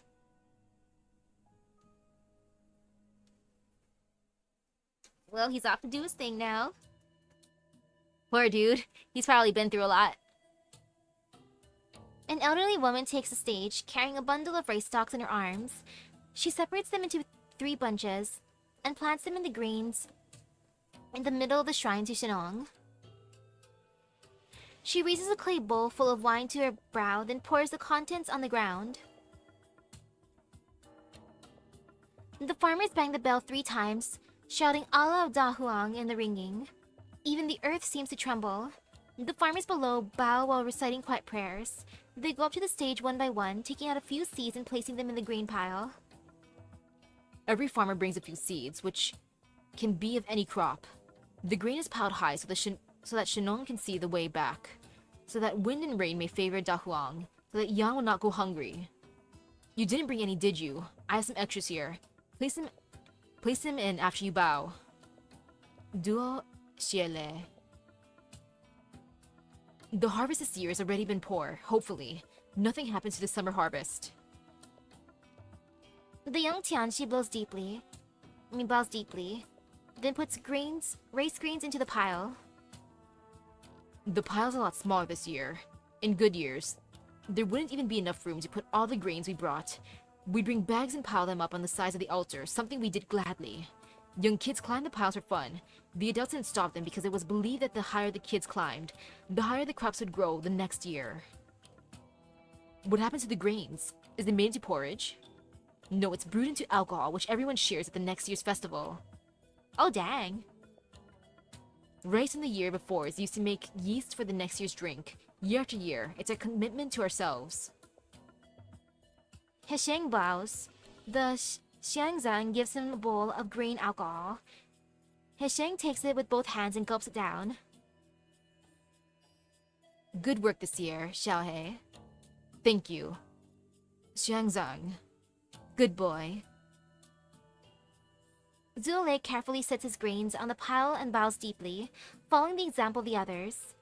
May wind and rain favor Dahuang, and peace ever favor Yan. The fiery wine flows down his throat, the scent of grain fills his sense, while a bout of giddiness rushes up his spine. He's like, oh, that's the good stuff! Bang! Bang bang! Well, rice wine is basically like sake and... yeah, it's basically like sake, right?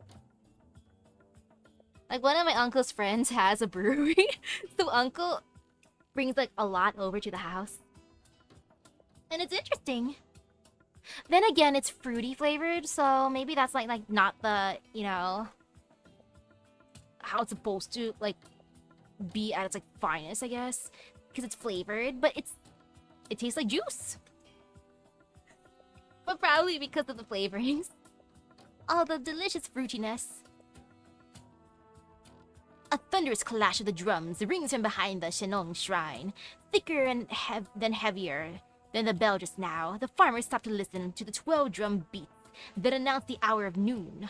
The first beat brings the spring rain and cracks the frozen earth. The second beat cracks like spring thunder and causes brown branches to sprout green again. The 12th beat covers the rich earth with prosperous snow. Because my family is just so open with alcohol, like that's not a thing that I ever was like, I must get more and more and more. I'm just like, it's a thing that's there, and then if I want it, I could have it. Or if mom and dad are like, here you go, have some. Or uncle's like, you want some? I'll be like, sure, I'll take some, whatevs. Otherwise, I'm just like, I'd rather have tea and coffee, like my tea right here, my delicious ginger tea that's room temperature. Tea and coffee is like the best stuff to me. Since for some reason, my family's like stingy with tea and coffee. I don't know why. Of all the things to be stingy about. I'm like, you guys are just like, alcohol, wee! Well, tea and coffee. How dare you take my coffee beans? These are the good stuff. They're saved for a special occasion. I'm just like, whatever then. I'm just gonna drink this tea that I bought myself. Humph. Humph, humph. But yeah, this tea is good. I like ginger tea. It's pretty strong, but it's satisfying. I do prefer it hot, though. The farmer raises his stick and delivers the final beat. Bang!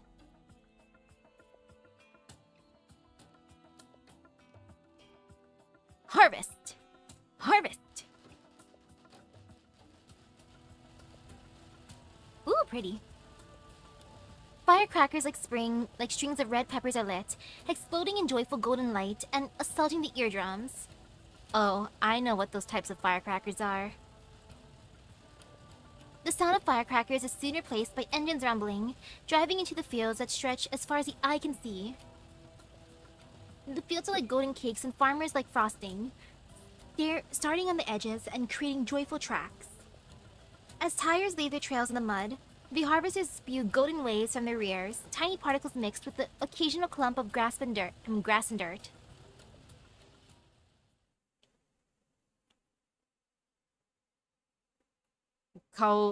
Liang liquor. Just bought it at the fair. Lao, she will have your head if she finds out you're drinking on the job.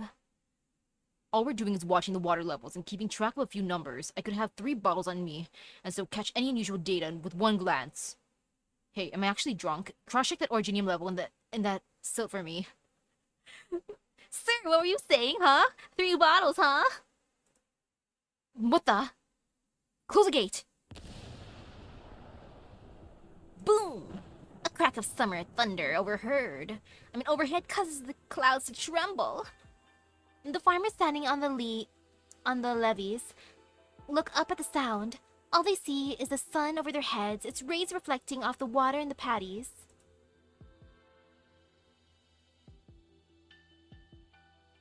Why did you follow me? Shouldn't you be playing the flute for the opera? You're the one who sneaked out. Why do you always come here with food by yourself during the Shennong Festival? Did you come to visit the mute uncle? Who is he? Why doesn't he live with the others? He has an illness that he's afraid he could pass on to others. That's why he moved here on his own. Oh. The others are all afraid of him, aren't you, Greenbuds? Well, a little. I saw him when I was looking for him a few days ago. He wasn't as scary as people say. It's just the way he looks and the axe he carries. Well, yeah, that's terrifying. Imagine seeing, like, someone wandering around with, a pole in one arm and an axe in the other. It's like, should I approach him? Is he alright? Actually, no. Spooky scary. But I can tell he's not a bad man. When he's angry, he glares at me the same way Xiaohe glares at the students who don't do their homework. You're a smart kid. Stray stockbeast foals become aggressive and distressful. But it doesn't take long for them to start acting like normal when they've spent some time eating and playing with other stockbeasts. Maybe that uncle would be happier if he had someone talking to him. It's sad that he has to be in a place by himself.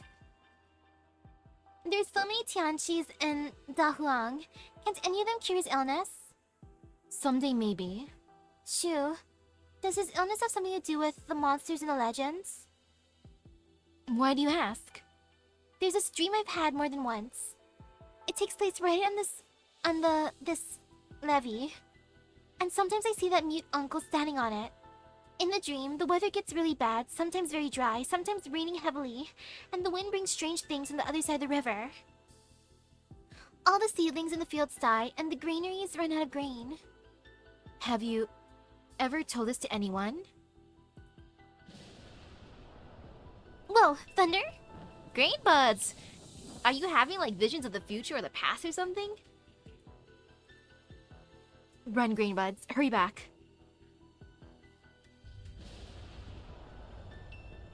Rain? Rain? Not that unusual this season, is it? Something's not right with the skies. Who cares? Hick! The Tianqis didn't say anything. Can't be catastrophe. Just disappointing that a day like this is spoiled by rain. The water in the paddies looks muddy. No! What's the matter? Where are you going? The actors are still singing on stage. Thunder rumbles with the drums, and massive raindrops fall on the ground like drumsticks, falling on the drums. Dark clouds gather rapidly like spilled ink, lightning flashing as they clash with to another to form what looks like an enormous black monstrosity. A torrent spills from the clouds. The dust stirred in the fields is quickly drowned under the deluge. A small cluster of originium bloom in the fields. Uh-oh. The rice stalks look down towards this tiny black flower. Protect the rice fields! No, not the harvest. This reminds me, I want to play Harvest Moon. Let's see, how do I want to do this?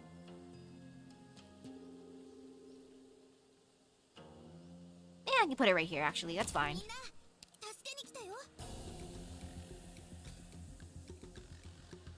I ain't got no fear here. This is fine. Okay. This is fine so far. I just gotta get my setup prepared. Okay, just a little bit more. Actually, wait, tiny bit. I'll do this first. Boop. Boop. Even more boop. Actually, right here is fine. Yeah.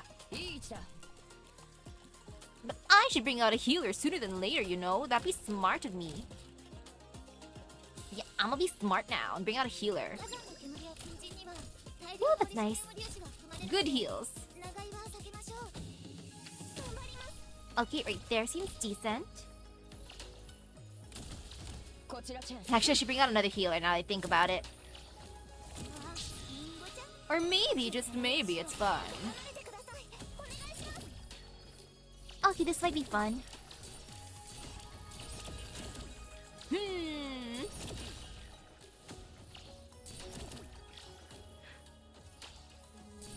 That's nice of you for only giving gifts to like one person.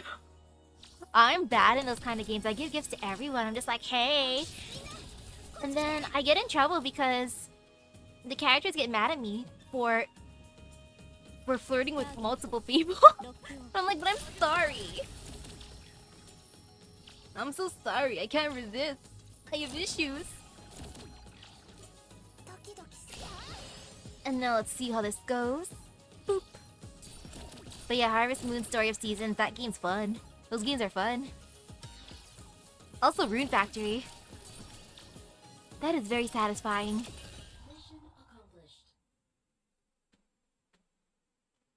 Like heck, someday I gotta play Stardew Valley. That's another one I gotta go to. How many more times must we see this? Newly sprouted seedlings, stalks bending from the weight of grain, branches filled with fruit, all gone before catastrophe. Locusts, droughts, blizzards, frost, floods. Frost in early spring almost wiped out the seedlings. It took all of our effort to preserve a small portion of them. What will it take to feed everyone?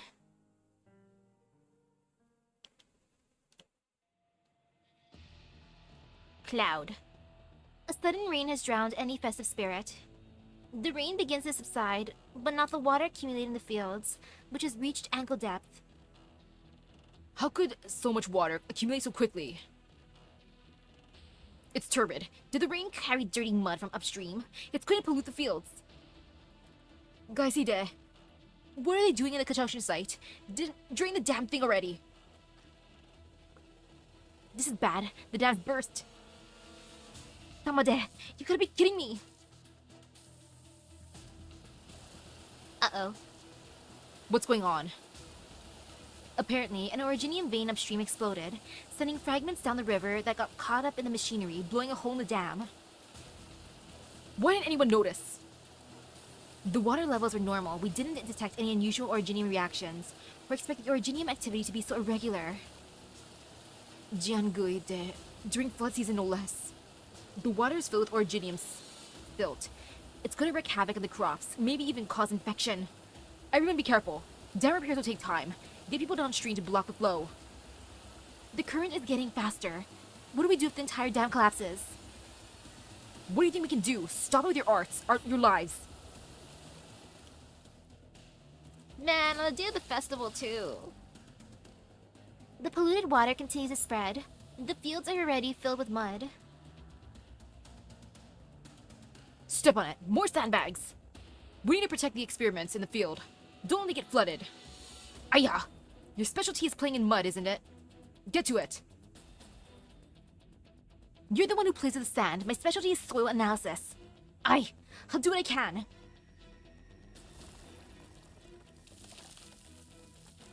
Farmers and Tianchis line up to deliver sandbag after sandbag to the banks, scraping together a makeshift dam with originium arts. There is one last gap in it. God, I can't. The youth leaps up with a bag of sand in his arms and tries to block the gap, but a gust of wind stops him in his tracks. What are you doing? The water is mixed with originium-filled mud. Are you trying to get infected? It's my job to protect the people. You think everyone needs your protection? You're different from the people standing here because why? How can I help? The flood is caused by a burst dam. It's overwhelmed the field's drainage system. We're in flood season, and it'll take some time to repair it. The situation will only get worse if we don't do something. You're a messenger, right? Are you fast? I suppose. What do you need me to do? Someone needs to take charge in this chaos. Take this map and go to the marked plates. Find the farmer in charge and get the plates ready to move. What are you planning? Dahuang's nomadic city modifications are only partially complete, but some degree of movement is possible. While repairs to the dam continue, we will rebuild the drainage system by rearranging the plates and connecting and creating elevation. Wow, I like how he came up with this plan on the fly. Gah! The edges of the metal plate melt as they connect to the gap in the dam. The flood, seeking the path of least resistance, continues to batter the hasty repair. Water shoots up from the gaps in the metal, cutting open a crack like sharp blades. That's not how your arts are supposed to be used, Laoshi. You need a rest. I'll take over for a while. Back off! Your arts are no good, child.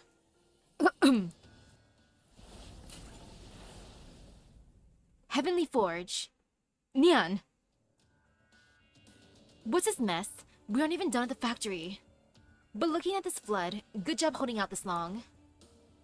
You should not intervene outside of the work in the core city.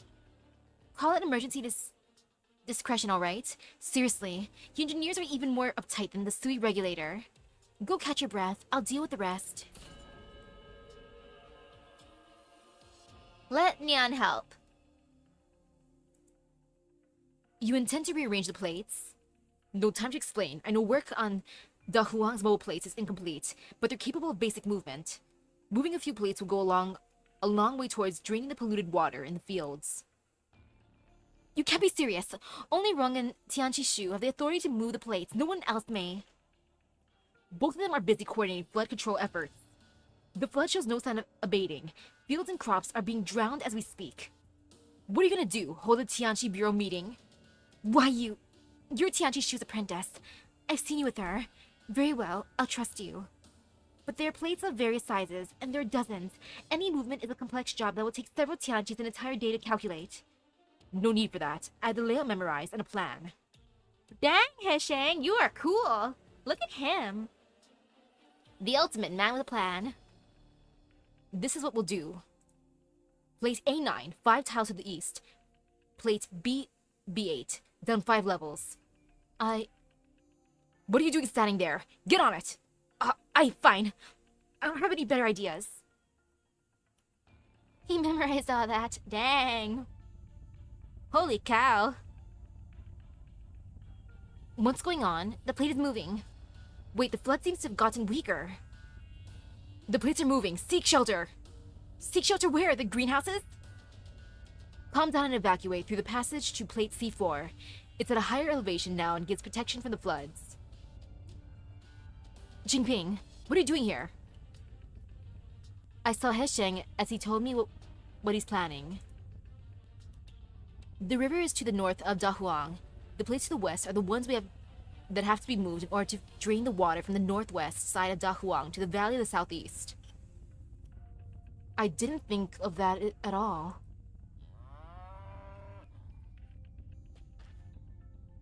Nyan, stay put. Green buds? Candlestick, ink brush. What about Big Buffalo? Is he okay? Don't worry, he's in a safe place. Oh, I'm so relieved. Wait, no, that's not it. The stock beast ran away in panic when the plates started moving. Help me catch them. Terrified cries. Where did these stock beasts come from? Mian, no running. Stop. That's the edge of the plate. Dusk? Who permitted you to use your powers? Slowpokes. Going door to door like this, half the houses will be flooded by the time you reach them. But never thought I would be helping the silly regulator clean up their mess. I'll do it this once. Won't happen again. Where are we? Tianchi Arts? Who could be so powerful? Look! The sky's clearing up.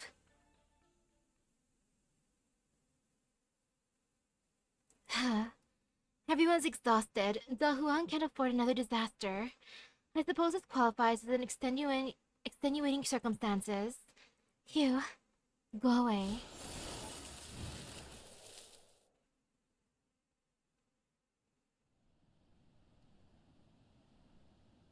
A breeze sweeps across the land. Vast expanses of farmland undulate like breathing, cutting the surging torrent into smaller streams that flow along planned routes. Standing on the edge of the plate, the lucky stock beast watches the flood subside, then digs out a patch of clean grass with its nose and begins to eat. Now it's just chill. It's like, okay, everything's fine. Nom, nom, nom, nom, nom. The sun shines through the clouds upon a land that has survived disaster, barely.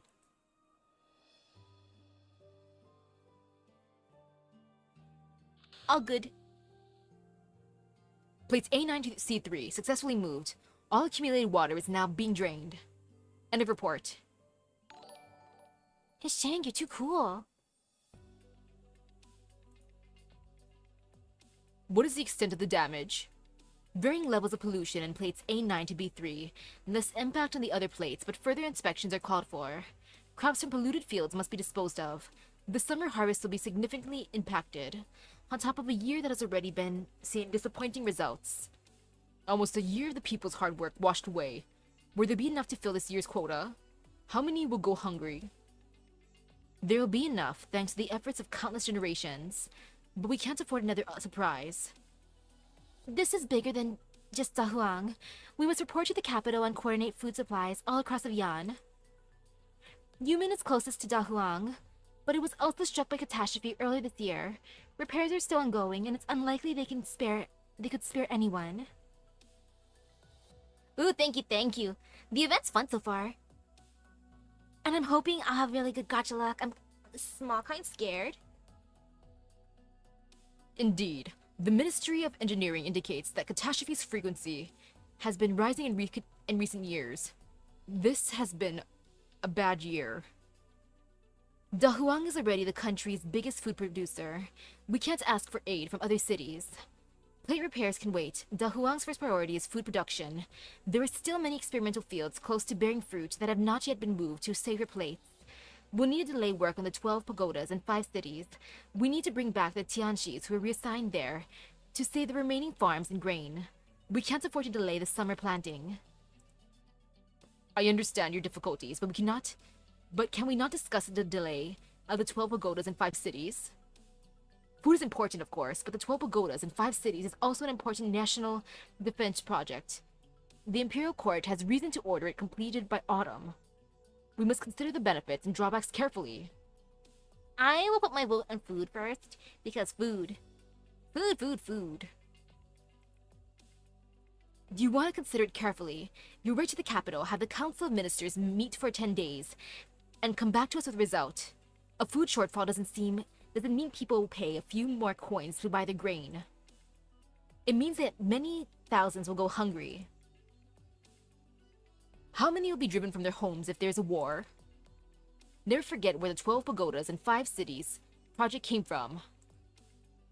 Across the river. You know it's more than that. Beyond the issue with demons, there is... Excuse me? This is not the right time or place for this topic. Watch your words. I see. It's not easy to quantify benefits and drawbacks, but our priority is clear. The summer harvest and planting involve years of research and food for millions. There can be no delay. We should ask the Tianqis to help inspect and repair affected areas. This is our immediate priority. As for the schedule of the 12 pagodas in 5 cities, I'll request instructions from the Tianqi bureaus in the name of the Ministry of Rights. Perhaps something can be done with the help of the Chamber of Heaven's designs. I'll take responsibility for the Imperial Court determines... if the Imperial Court determines that the matter was not properly handled. Now you can't say anything, Assistant Minister Wan. Well, if they want to chop someone's head off, they can make it mine. Just say I put a sword to the Assistant Minister's neck here. You stay out of this. How do we get anything done if we're already talking about responsibility before we've gotten any work done? It's possible it's the people of Yan who pay the price for a mistake. We've merely 3 insignificant specimens thereof. If both of you insist, I'll defer to your decision. Good. No more arguing. I ask that you remember the promises you just made. Humph. No problem. Everything goes well, everyone's happy. Things go wrong, you can pin them all on me. That's not what I meant. All I meant to say is that, given the urgency of the situation, it would be prudent to communicate with the Chamber of Heaven's designs. I most certainly concur. I will draft a detailed report for Assistant Minister Ning to deliver to the Chamber. I'll need to prepare for that. I'll take my leave. Excuse me, ladies. Ugh. Well, at least my Ministry of Engineering won't be taking the fall. Let's hope the supplies arrive on time. Yeah, Assistant. Kick and roll, kick and roll. Green Buds absentmindedly kicks the dirt in the fields. The lumps roll haphazardly while Green Buds walks with her head bowed, swinging wild grass that she picked from the roadside. Wonder how long the power outage might last this time. It's so hot, and the stockbees are scared. Disease could spread too. They're not eating or sleeping. Are they comfortable in their new home? Xiaohei too. Haven't seen him at dinner for days. Doesn't he know that he needs to rest when tired? He's stubborn than a burning beast. The weather's getting worse each year, and the crops don't grow well. Has Shennong really abandoned this land? She winds the grass around her finger, then rolls it up. She makes a motion to throw it. Then she remembers how Shu weaved the grass into a full, with a few deft movements of her fingers. Shu could make so many things if I brought this grass back, but she's so busy. Even Candlestick is nowhere to be seen. I guess I should bring some more back and weave it up. Maybe I'll make them happier. Maybe it'll make them happier. And where the heck is Mian Mian? Mian Mian, always causing trouble. Greenbuds lifts her feet and kicks a piece of dirt hard. It hits a rice stalk, spins and comes to a stop. Splat! It leaves no mark on the rice stalk. That's a good rice stalk. A flood. The crops in the fields bow their heads, just like everyone has. Only a single rice plant stands tall in the carnage. Oh, it's the chosen one! It holds its grain high and proud, almost in scorn of everything else that has fallen, as though it's absorbed the life force of everything around it. When everything else goes dark, it alone blooms bright life. Green Buds could not resist reaching out to touch it. It is bright red. A birding bee strolls by the edge of the patties, the sun shining upon it. It is bright red too.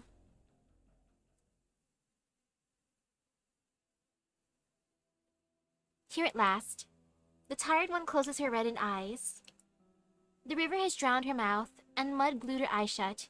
Trees and weeds sway lifelessly in the wind, and she tries her hardest to identify the sound. She brushes her hand against the fallen seedling, and it stands back up in the mud, enervated. She closes her eyes, the river flows past her hair, and the roots of the trees are like lines on her palm. There was a time many years ago when catastrophes were frequent as they are now. There was nothing I could do. I watched as rice ready for harvest fell in the fields, leaving nothing but a tiny patch that could barely fill a single bag. You said to me, your face full of mud, that there was nothing to worry about, keep at it, year after year, and it will come. There were no wrinkles in your face back then, and you weren't Shennong yet. So many years have passed. Why is the dream still so distant? The earth beneath her feet undulates like her breathing, as though there is a warm heart deep below that continues to beat, slowly and heavily. Now its shallow footsteps become recognizable. The rumble of motor vehicles, only heard once every few months. Caravans from afar deliver new supplies, new things, and news from other places, bringing some excitement to the life of monotonous labor in Dahuang. It does not take long for the dust cloud to close the distance, and a figure comes down from the lead vehicle.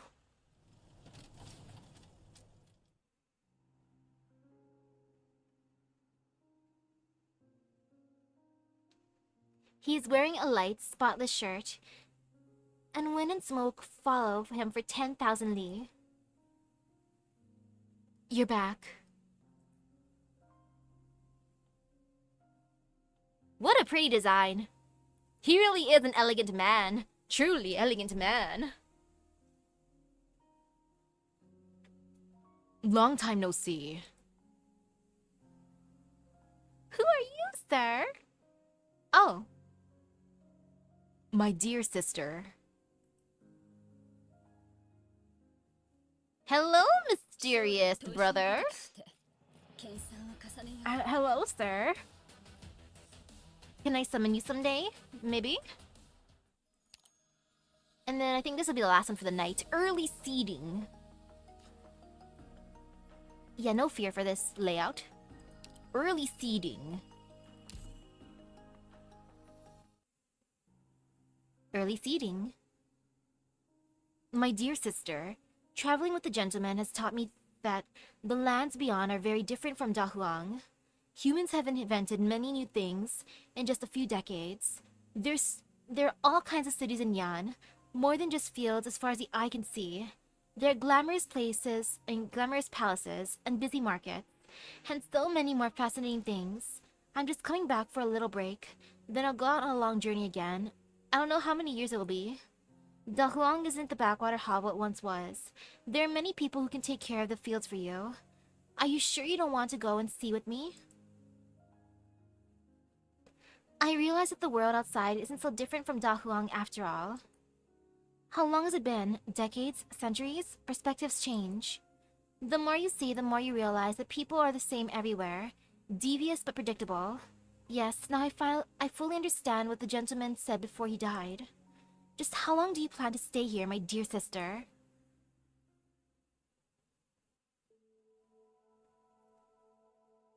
And yeah, it would have made sense if Shennong was Shu. But nope. Wei, why do you still shut yourself away like this? It took us so much effort to get you out of that hill. Shu's not here. Want to go for a walk with me?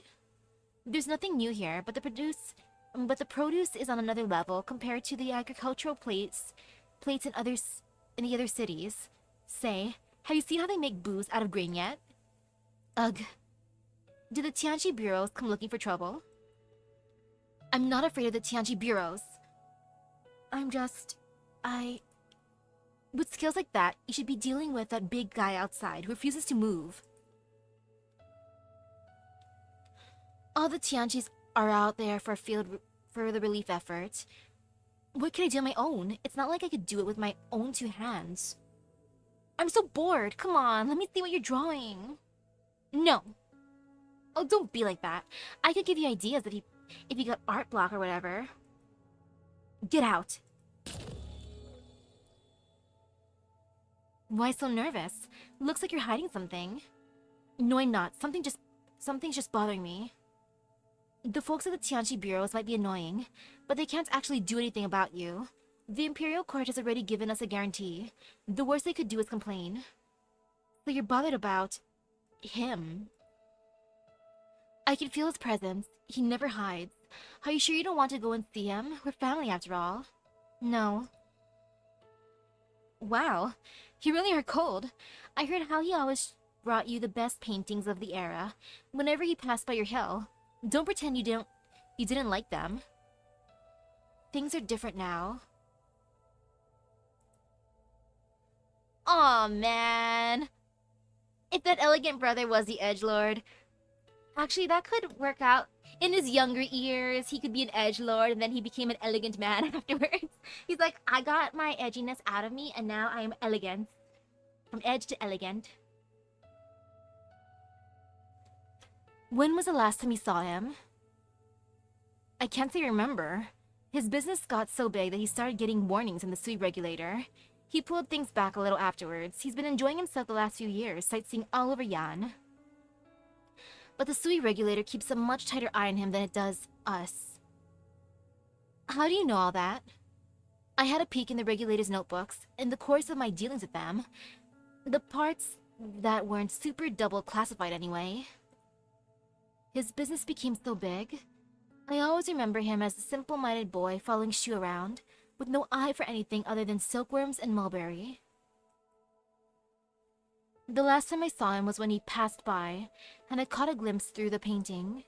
His eyes were clouded, repulsive, like the stinky Weiqi failure, I know. He was in Baizhou the year our Weiqi failure broke out. Who do you think Yan had its eyes on for the past few years while ignoring you and I? You think they're in cahoots?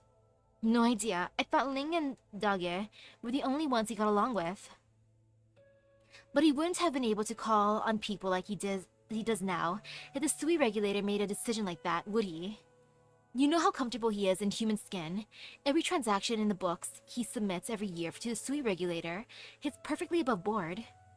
You couldn't find a flaw in it if you put them under a microscope. He's always the first to donate whenever a city is hit by catastrophe. The Sui regulator has to give him some respect on that point alone. You really think he did it out of the kindness of his heart? He's our brother. I won't badmouth him behind his back. Yeah, right. Anyway, relationships like ours don't exist among humans. Brothers, sisters, You what? Get out of here now, and no peeking! Fine, no need to get violent. How violent and excitable. Sibling ties in the worldly sense mean nothing to us after all. Maybe Yanni's historians will invent a word to describe a relationship in a few hundred years or so. Maybe. But we would have thrown a few more family reunions if you could change that stubborn streak of yours. I'm not stubborn. So, when are you going to show me that 12 scrolls in your study? Go away! Yes, I know it's 12. You kept the one for Sanjie, our third sister, even after she disappeared. Have you figured out who the people depicted in the scrolls are? Or did you give up on that? Unless you haven't even started on your self-portrait. Why are you so stubborn? It's like, Nyan, get out! Stop lecturing me! And I'll thank you. A rainstorm.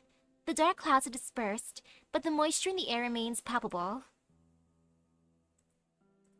Stare. Zule watches Hesheng clench his teeth and press a switch on his apparatus. A large vehicle, the likes of which he has never seen, rolls over the fields, trampling row after row of crops underneath. Wind blows past dead, yellow leaves, making a sound like scornful laughter. Disaster comes and goes as it pleases. What can mortal men do before the will of heaven? All these crops have to be destroyed. Yes. It was my first ever test field. Maize. All soaked in originium polluted water, no other choice. Restoring originium polluted soil is extremely difficult. The land is vast, but precious little of it is fit for farming. Even the cob of the corn was sweet. I tried it when I first came when I first came to Dahuang. It was the best thing ever. I wanted to grow on this earth so that everyone could taste the sweetness, feel the joy that I did when I tried it for the first time. Aw, that's sad. He just wants to give everyone sweet corn. Only the bare earth is left once the engine rumbling passes. Found you, Xiaohei! The farmers are arguing with the Tianxis after the engineers bulldoze the field. You need to come, hurry.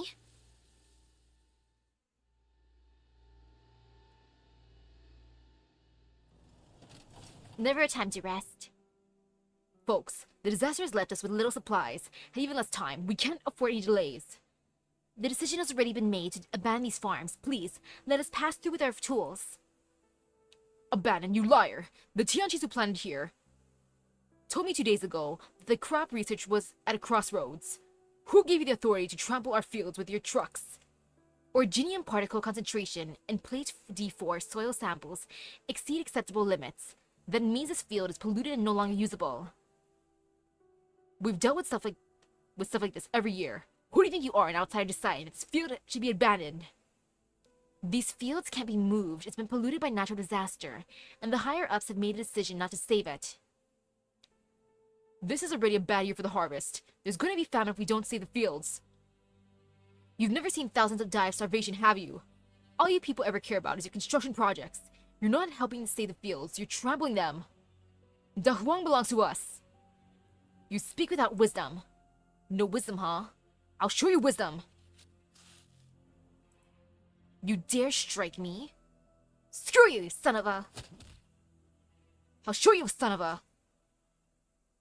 Hey everybody, calm down! Uncle Wang, these fields... Just look, it's bad enough that these fields are ruined by Originium. Now these people are running over it with their trucks. All they talk about is ministers and reports. Minister who? We've never seen them. We've not received any notice of these fields being abandoned. I thought the decision had been made to prioritize saving the soil. You didn't hear? The construction supplies have arrived. The rebuilding of Dahuang resumed last night. The cost of soil repairs has been reassigned based on the latest damage reports.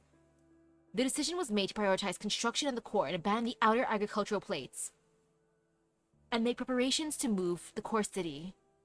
What? Has research on the source of the pollutant been completed? Why the hasty decision? This comes from Tianxi bureaus, way up. You can ask up the chain yourself if you don't believe it. I feel like they should have at least been given a warning. Like, I'd be so pissed off if someone came to my house and was like, "Teehee, I'ma get rid of all your stuff because I was told to." It's like, I wasn't told you're gonna do that. Who are you? Hisheng turns around. The farmers stare blankly at the tread marks left on the fields. If the Tianxi Bureau's instructions are to abandon the fields, we will comply. But these fields aren't just places of work. They're people's homes as well. If there hasn't been a formal notice of evacuation, please, move this equipment elsewhere, at least for now. Fine, but it'll happen in the next few days. Dossier. I understand the hard work you folks put into farming this land, but things have changed. People were stuck to the earth before the nomadic cities. Today, though, most agriculture takes place in hydroponic facilities and mobile plates. To be frank, there's nothing special about this land. You said that you're studying originium-resistant crops, but nothing's come of the research after all these years, has it? Rude! What do you mean nothing's come of the research? I think the research is doing pretty good. 23% they can handle. And it's only going up from there. I'm just not sure. If this is the only result, then there is no way to expand the application of the Wanqing, the 10,000 Qing of Fertile Fields project. All these years, and nothing to show for it, not even a bud of hope. They're gone. What did you say to them, Xiaohei? Nothing special. I think we should get to cleaning up, Uncle Wang.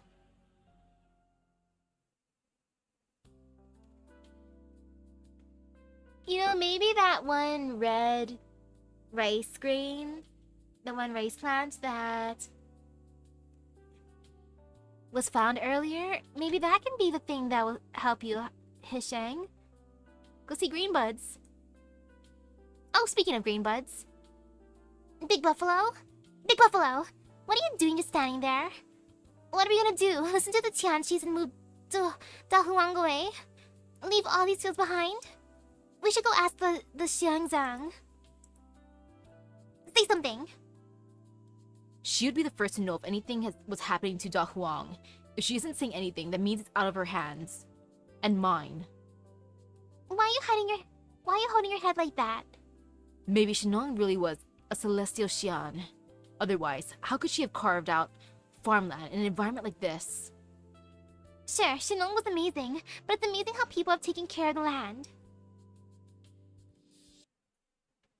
Shennong would be so mad if you give up this easily. Aw, thank you. Thank you. Whoa. Greenbud steps on something and hastily pulls her leg back. A figure rises from the swing rice. Aw, that was a good dream. What the heck? Elegant, man. What are you doing sleeping in the fields? Well, I guess maybe that's what one has to do to become elegant. I understand now. That is how I should be getting elegant. I just gotta go outside, sleep in the fields. I dreamed of a bumper harvest before catastrophe woke me up. Why are you sleeping in the fields? Someone might step on you. You already stepped on me. That's because you're sleeping in the fields. Apologies, sir. Are you okay? I'm not injured, but I've got a big muddy footprint on this fine fabric. Sir, you were lying in the fields. You got mud all over your back. It's your fault for not watching while you're sleeping. You should watch where you're walking. Green buds. Well, what do you want me to do? Wash it for you? Buy a new set? Forget it. All my clothes are made of the finest stuff from all over the land. You wouldn't know how to wash it. Are you the one who delivered the relief supplies? Hey, you're awfully clever. I'm a trader who managed to make a few coins. I came back when I heard about the disaster that hit Dahuang. Gotta do my part for my homeland after all. I love Spy Family. That show's fun. Elegance! You're from Dahuang? Why were you sleeping in the fields then? Don't you have a home here? It's been so long that I could hardly recognize the place. Lost my way. Say, do you know where the Shadow Play Theater is? Shadow play? What's that? A kind of play that uses shadows cast by cloth-shrouded lamps and straw figures. Do you not watch shadow plays here anymore? I've never seen it. Where do you celebrate the harvest now? The Great Stage? Just follow the path and turn left at the third tree. It's behind the Shennong Shrine. I want to see those shadow plays. That sounds fun. Oh, the Shennong Shrine is still here. That's good to hear. Thanks. You're the first one to point out the way for me. Well, fate has determined that we would meet here. I have a wish for sale. Anything you like. The man opens his hand to reveal a round stone that gives off a serene glow. What's this? A wish for anything you desire. A wish? I don't believe you. You're a traitor, not some Xian. How can you make my wish come true?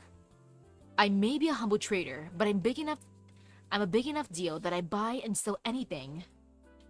But the opportunity to trade with me doesn't come to everyone. For real? Greenbuds looks back at his Shang behind her, thinks about it, and turns back to the man. I wish Dahuang could always be safe and peaceful, and the harvest always good. Sure, I can sell you that wish. What will you pay me for it? I like that. It's like, okay, I like your wish, little girl. Now give me payment. Oh man, Willdrist man might get along with Jade from Star Rail. Business people with their wonderful wishes. Grain buds, this guy is kind of weird. We should go. Yep, definitely. He's like Jade. They would get along, or maybe they'd be business rivals. There's no use trying to scam me. I don't have any valuables. It doesn't have to be valuable in terms of monetary value. I accept anything that you value and treasure. Xiaohei, can I play that song? Song? What song? Greenbud's pouts. You stupid buffalo! Far away, a few foul beasts perch atop a stock beast, picking bugs off its hide with their long beaks. The stock beast quietly munches on the grass, while the foul beasts frolic atop, occasionally stretching their necks and chirping happily. Greenbuds puts her flute to her lips. The wind provides a gentle accompaniment. Green hills, flowing water, moonlight on the river. Sway, sway, little boat, let the flowers bloom. Silent are the stars on high, the wandering seeds sprout. Far on a boat you go, rice flowers in the wind. Sway, sway, far away you go. A fine payment. The stone is yours. Your wish will come true. Greenbuds puts down the flute, glares at Hishang, and runs away fuming. She looked angry. Why? She arranged it for me when I took my entrance exam 3 years ago. I remembered. She put me on the spot. Ah, such a precious sentiment. What about you? Is there anything you would like to buy for me? Me? Thank you, but there's nothing I want in particular right now. Or should I say, what I want can't be bought. I have to earn it on my own. I could hear you out if you like. There isn't much I can brag about, but I've been to more places than most, so I sell more things than most. You said you sell anything. Do you sell a future where nobody will starve? Yes. What? The more valuable the good, the higher the price. What price will you pay for your tremendous dream? Well, I've cleaned up the polluted crops, Hishang.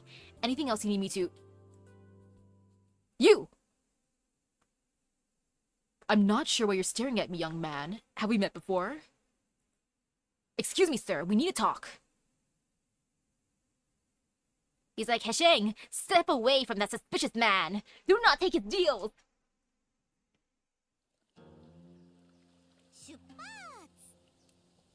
It would be cute if he saves the day thanks to that cute little wish. The power of adorableness. And now I'm debating where I want to put people. Actually, right here seems good. Look at those mousses. Okay, right there's good.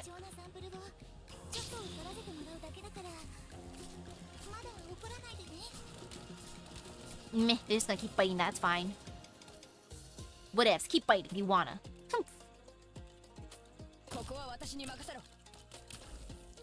We'll get rid of them fast.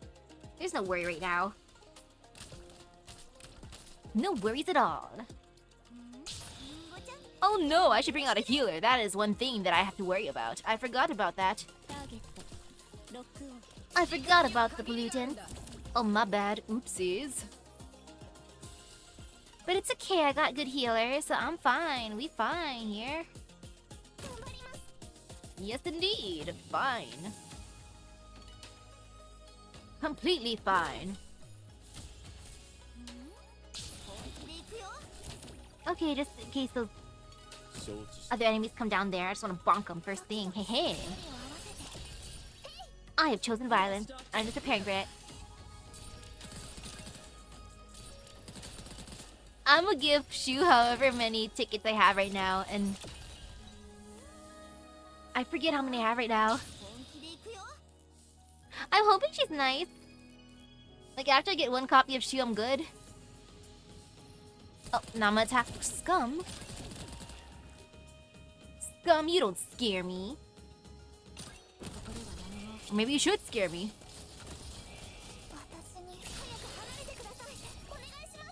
Okay, that's fine so far. All is good.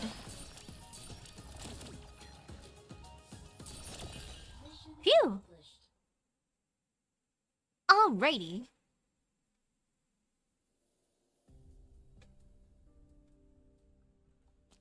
Stare. Mr. G. Ah, you must be Young Lord Zuo. Alas, where are my manners? I didn't even prepare a gift for our first meeting. You know me? Eerie wail.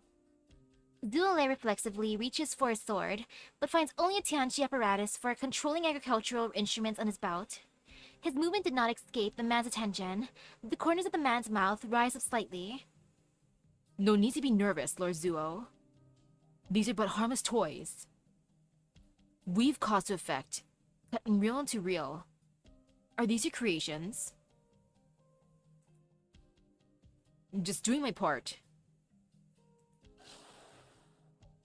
Eerie cry. Maybe these common folk could be eaten. If not, maybe we can turn them into fertilizer. Or use them as bait for fishing.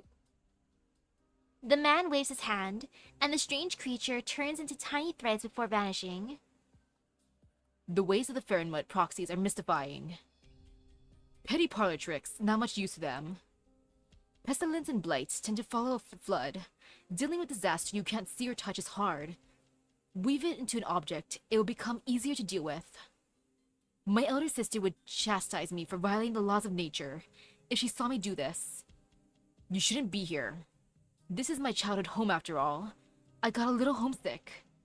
I didn't know your kind had childhoods. We were all ignorant once, no matter how long our lifespans. New things left a deeper impression on us. And we think more about those around us, who around us at the time. Any meeting of you and your siblings is an important matter that should have been reported to the Sui Regulator in advance. The Imperial Court's convoy was delayed by catastrophe. I got word from the old Tianchi, and immediately sent relief supplies out of my own pocket. I only saw my older sister briefly and haven't even caught a glimpse of the younger ones. Isn't the Sui Regulator being a little, inhumane? The Sui Regulator has instructions to keep a close eye on you. Even though I've never broken a single rule in all these years. It is not up to you. And yet, you're not wearing the garb of a candle holder. The man smiles, his demeanor is gentle, polite, relaxed. But Zuo cannot help but feel a chill up his spine. I've heard much about you, Lord Zuo. That we should meet here is certainly the will of heaven, and I would very much like to make your acquaintance. There's no need to flatter me. I've seen many a scion of blue blood families in Baizhou, plenty of them intelligent and learned. But it would be a challenge to find more than a handful who could get down to business and do honest work like you.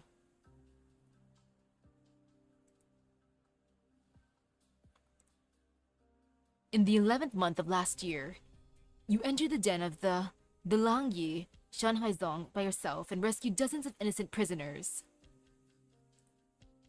In the 2nd month of the year, you braved numerous dangers in pursuit of that special goblet. The uninformed believed you to have risen to your position at such a young age because of your father. What do they know of the dangers of a candleholder's duty? Why should one wipe out all the hard work you've done in the past? You're not supposed to know of these things. A businessman hears many things, after all. The things one hears can be a commodity too, if another is willing to pay the price for them. And it is my business to know what kind of customer would pay what kind of price for information. For example, I know what's on the other side of the river to the north of Dahuang. I know what Neon is building there. I know you suspect that ulterior motives were involved in the catastrophe that struck Yumen, but all your leads came up empty, am I right? Your meticulousness is impressive, but I would not underestimate the Sui Regulator if I were you. We will get to the bottom of any suspicions we have. I would caution you to toe the line. Is this a word of advice from a friend? A word of warning from a candleholder of the Sui Regulator? I'm sure you worry too much. The best Tianchis in all of Yan are all gathered in the Chamber of Heaven's designs north of Dahuang. What can one little man do? Should you not be more concerned about the things across the river? What? Do you know how many Tianchis in the Chamber of Heaven's designs have lost in the past 3 months? Don't you dare spread lies and rumors! Trust the merchant's greatest asset. I never lie, Lord Zuo. You can look into that yourself if you don't believe it. Then think about what you want to do and whether it might might involve a deal with me. Well, good luck, Zuole.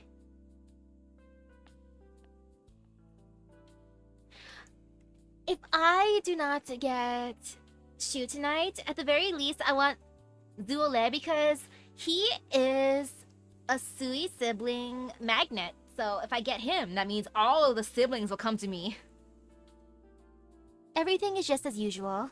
The wind is silent. Stock beasts bury their heads in the grass. The girl looks around. Stupid Mian Mian, how many times have I told him not to run away? Stupid Xiaohei, he doesn't even remember my song. I'm not playing with him anymore. Layer after layer of leaves block out the sky. The wind brings with it the pleasant scent of rice. The earth is damp, and she leaves footprints in it as she steps upon it, walking forward while brushing aside the leaves that hide the skies. Mian Mian, it's time to go home. Mian Mian, why did you run away? Get back to your pen or I'm gonna get scolded along with you. A gentle breeze brushes by. The large dark eyes of the stock beast reflect the skies, the clouds, and the fields. Greenbud sees her own reflection in those eyes. I'm going away. Huh? I don't want to eat grass anymore. What? Has Xiaohei been putting weird stuff in your fodder again? I'll talk to him and make sure you guys are eating properly. It's scary here. Death is coming. Mian Mian! Will you come with us? You mean the flood a few days ago? No need to be scared. The flood is gone and I'll build tougher houses for you. So you won't have to be afraid when catastrophe comes. I'll protect you. No. It comes from across the river. Look beneath your feet. Beneath... what? Greenbud sees her own reflection in those eyes. A gentle breeze brushes by. The large, dark eyes of the stock beast reflect the skies, the clouds, and the fields. The girl looks around. Stock beasts bury their heads in the grass. The wind is silent. Everything is just as usual. Well, that was ominous. Uncle Wang, what are you doing? Moving trees. The peace tree? It was in perfectly good shape. Why are you moving it? What about those tumutianchis? Give me a hand and move the dirt over there. They've gone back to the factories. They'll be transporting materials through here in a bit. Everyone knows that there's no saving this land. Xiaohei, you're a student in the Tianqi Bureau, but you're also from around here. Tell us, what's happening to the land? I don't know. Humph. Yeah, I know. Every inch of land is business to the mandarins. How much money it takes to turn them into moving plates, and how much money they stand to make.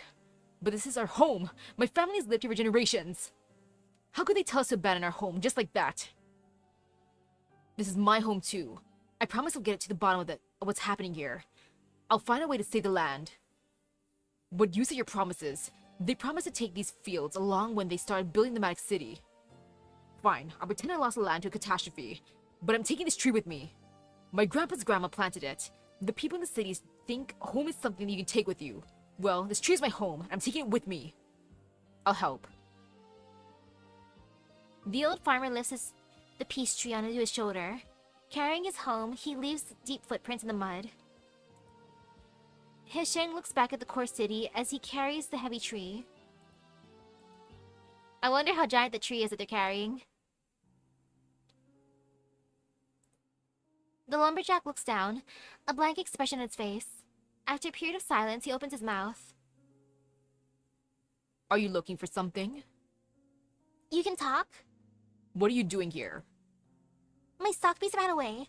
I came to bring him back. What stock beast? Right here. She points to her side. The water underneath her feet reflects her figure, the clouds, the sky. There is straw all around, but no signs of any animal. She blinks.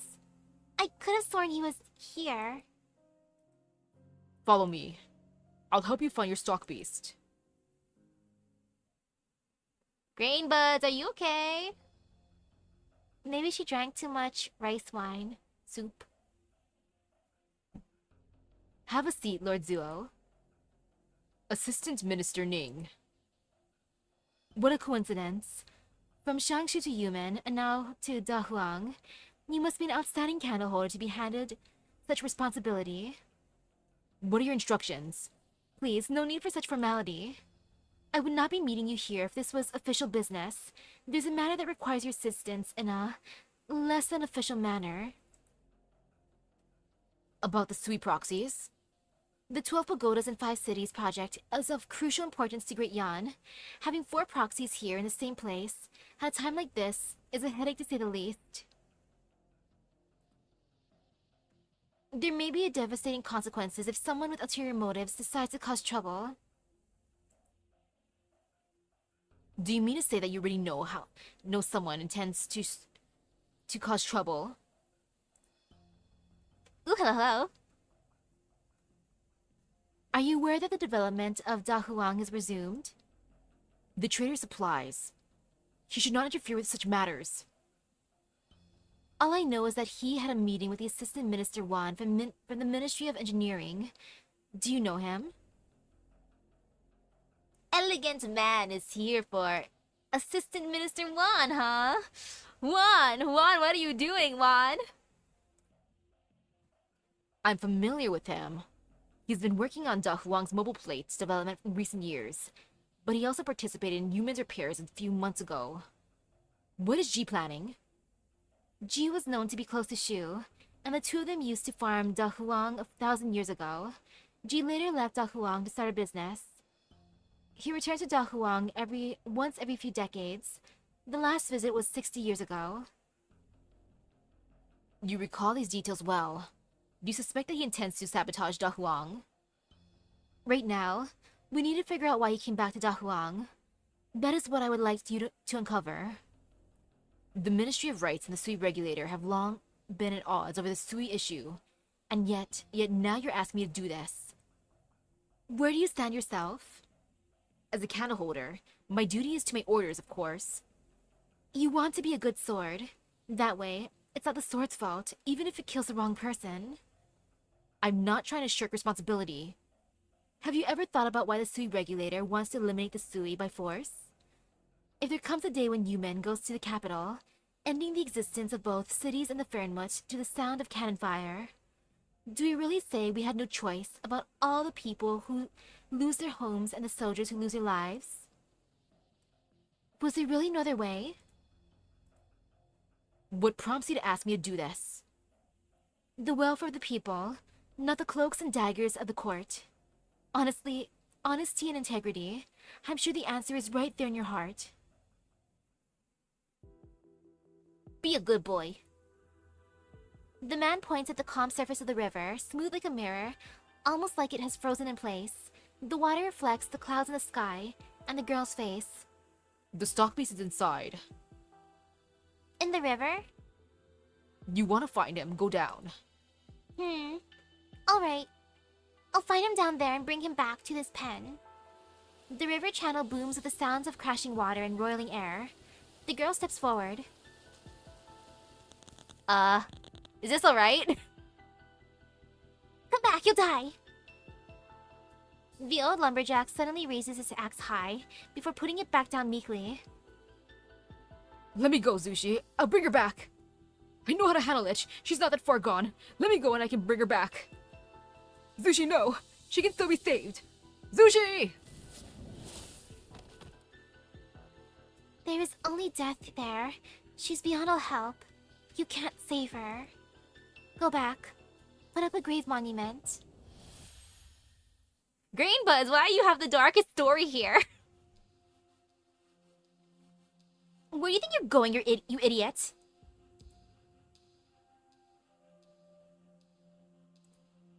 Huh?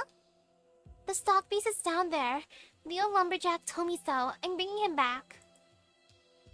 You're the stock piece, you dumb race brain. Are you talking about me? Of course I'm talking about you. You think there's a stock piece down there? Are you blind or stupid? Oh, shut up. Splat. A piece of river mud hits Green Buzz in the face. Now, I'm pretty sure the silent lumberjack is good. Shu feeds him. And Shu seems nice, so if she's willing to feed him and talk to him every so often, that means he's a decent dude. Probably just misunderstood. Maybe has a neuropathy or something, since she said that he has an illness that could spread to others. And since Grainbud plays music for him, he's probably willing to, like, help her out a bit. Because it's like, she's nice to me, she talks to me, she feeds me, she gives me music. I like her. Except for when she tries to touch my axe. That I do not like.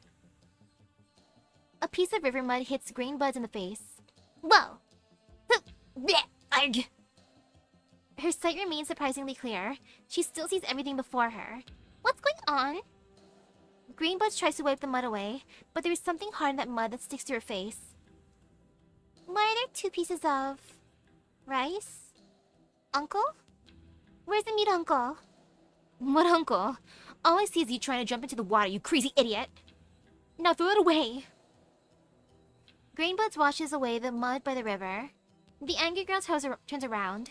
There's nobody in the forest beyond the levee, but she stares long and hard into the woods and nods. The footsteps grow distant, disappearing amongst the trees.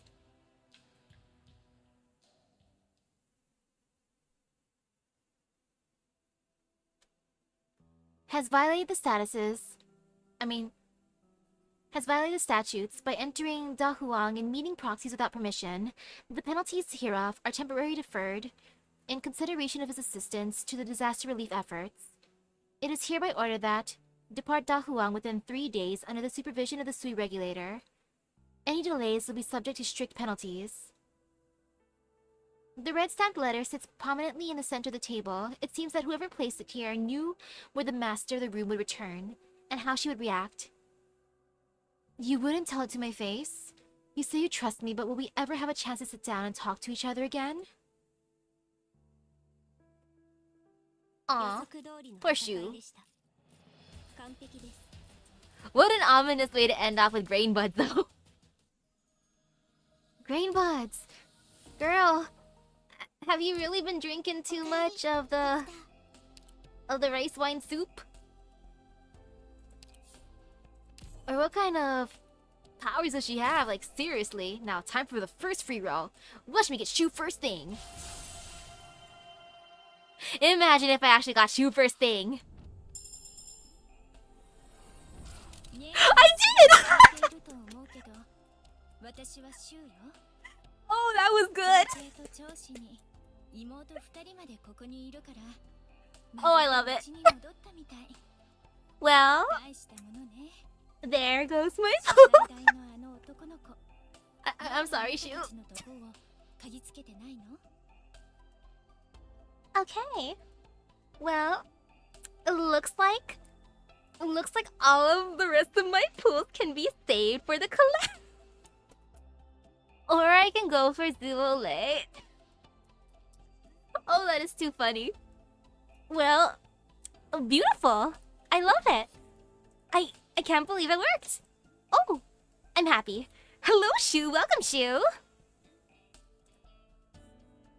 I might as well use this, though, you know? The Bountiful Harmony headhunting permit, of course, of course. And watch me get Zuole now. Damn. I wish. Now, that would have been pushing my luck at that point. Holy cow, though, Shu! I guess the Neon siblings and I... Or, not Neon. Sorry, Neon, you're just in my brain because you're such a wonderful film writer, and cook. Hello, Spot. The Sui siblings.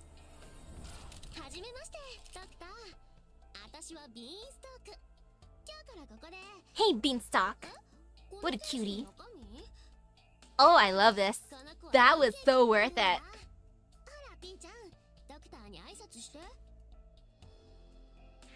And maybe if I'm extra lucky, I can get another copy of her. Passively. During free pulls or something. I'm tempted to give more to the banner, but at the same time, I feel like I shouldn't get too cocky. Hey, Cora. If I get too cocky, that's gonna be bad. I'm gonna use up all my tickets and then I'm not gonna get the operators from the collab. じゃあこれからは仲良くなれるといいね、先生。 And hey, Eren. 3-star. 医師見習いの Oh, hi, hibiscus. みんなからはハイビスって呼ばれてます。 I still want to try her healthy snacks. 皆さんの健 I'm just so curious how bad they are. I mean, how delicious they are. Oops, I did not say bad. 5-star. シュウ姉ちゃんと遊びに来たよ。 Green buds. がサインするはずのファイルにうっかり自分の名前を書いちゃって。まあ特に問題ないってシュウ姉ちゃんが言ってたし、これでしょっちゅう遊びに来れるから。 Oh, yay, Green Buds is here too. This is a good night. I got myself Shu and Green Buds. Now I just need Zule. He's being shy. He's working now. 行動予備隊 A6 のスポットだ。俺の仕事はいつも無茶するメンバーたちを守ってやること。 Sup spot. 4-star. どうも、ヘイズだよ。 Hi, Haze. 好きなものは気楽な職場と口うるさくないご主人かな。 Next, 4-star.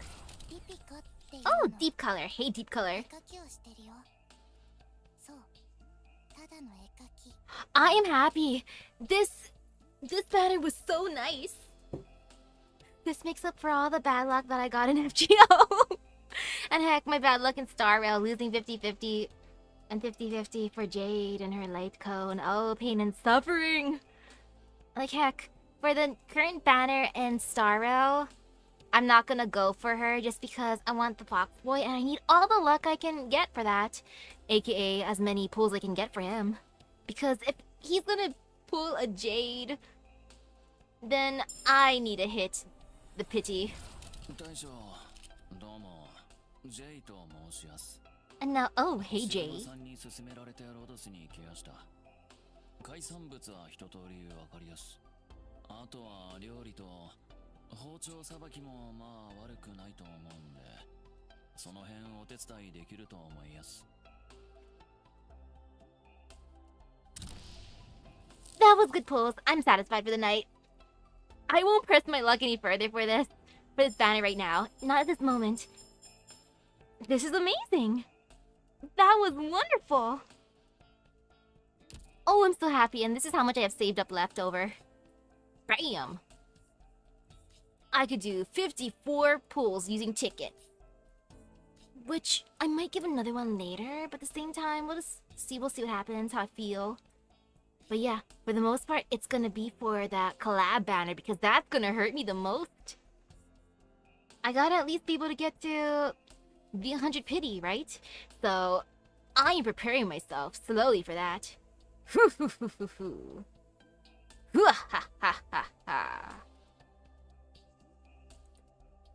The man for green buds. I do hope that. Yeah, her vision was pretty ominous.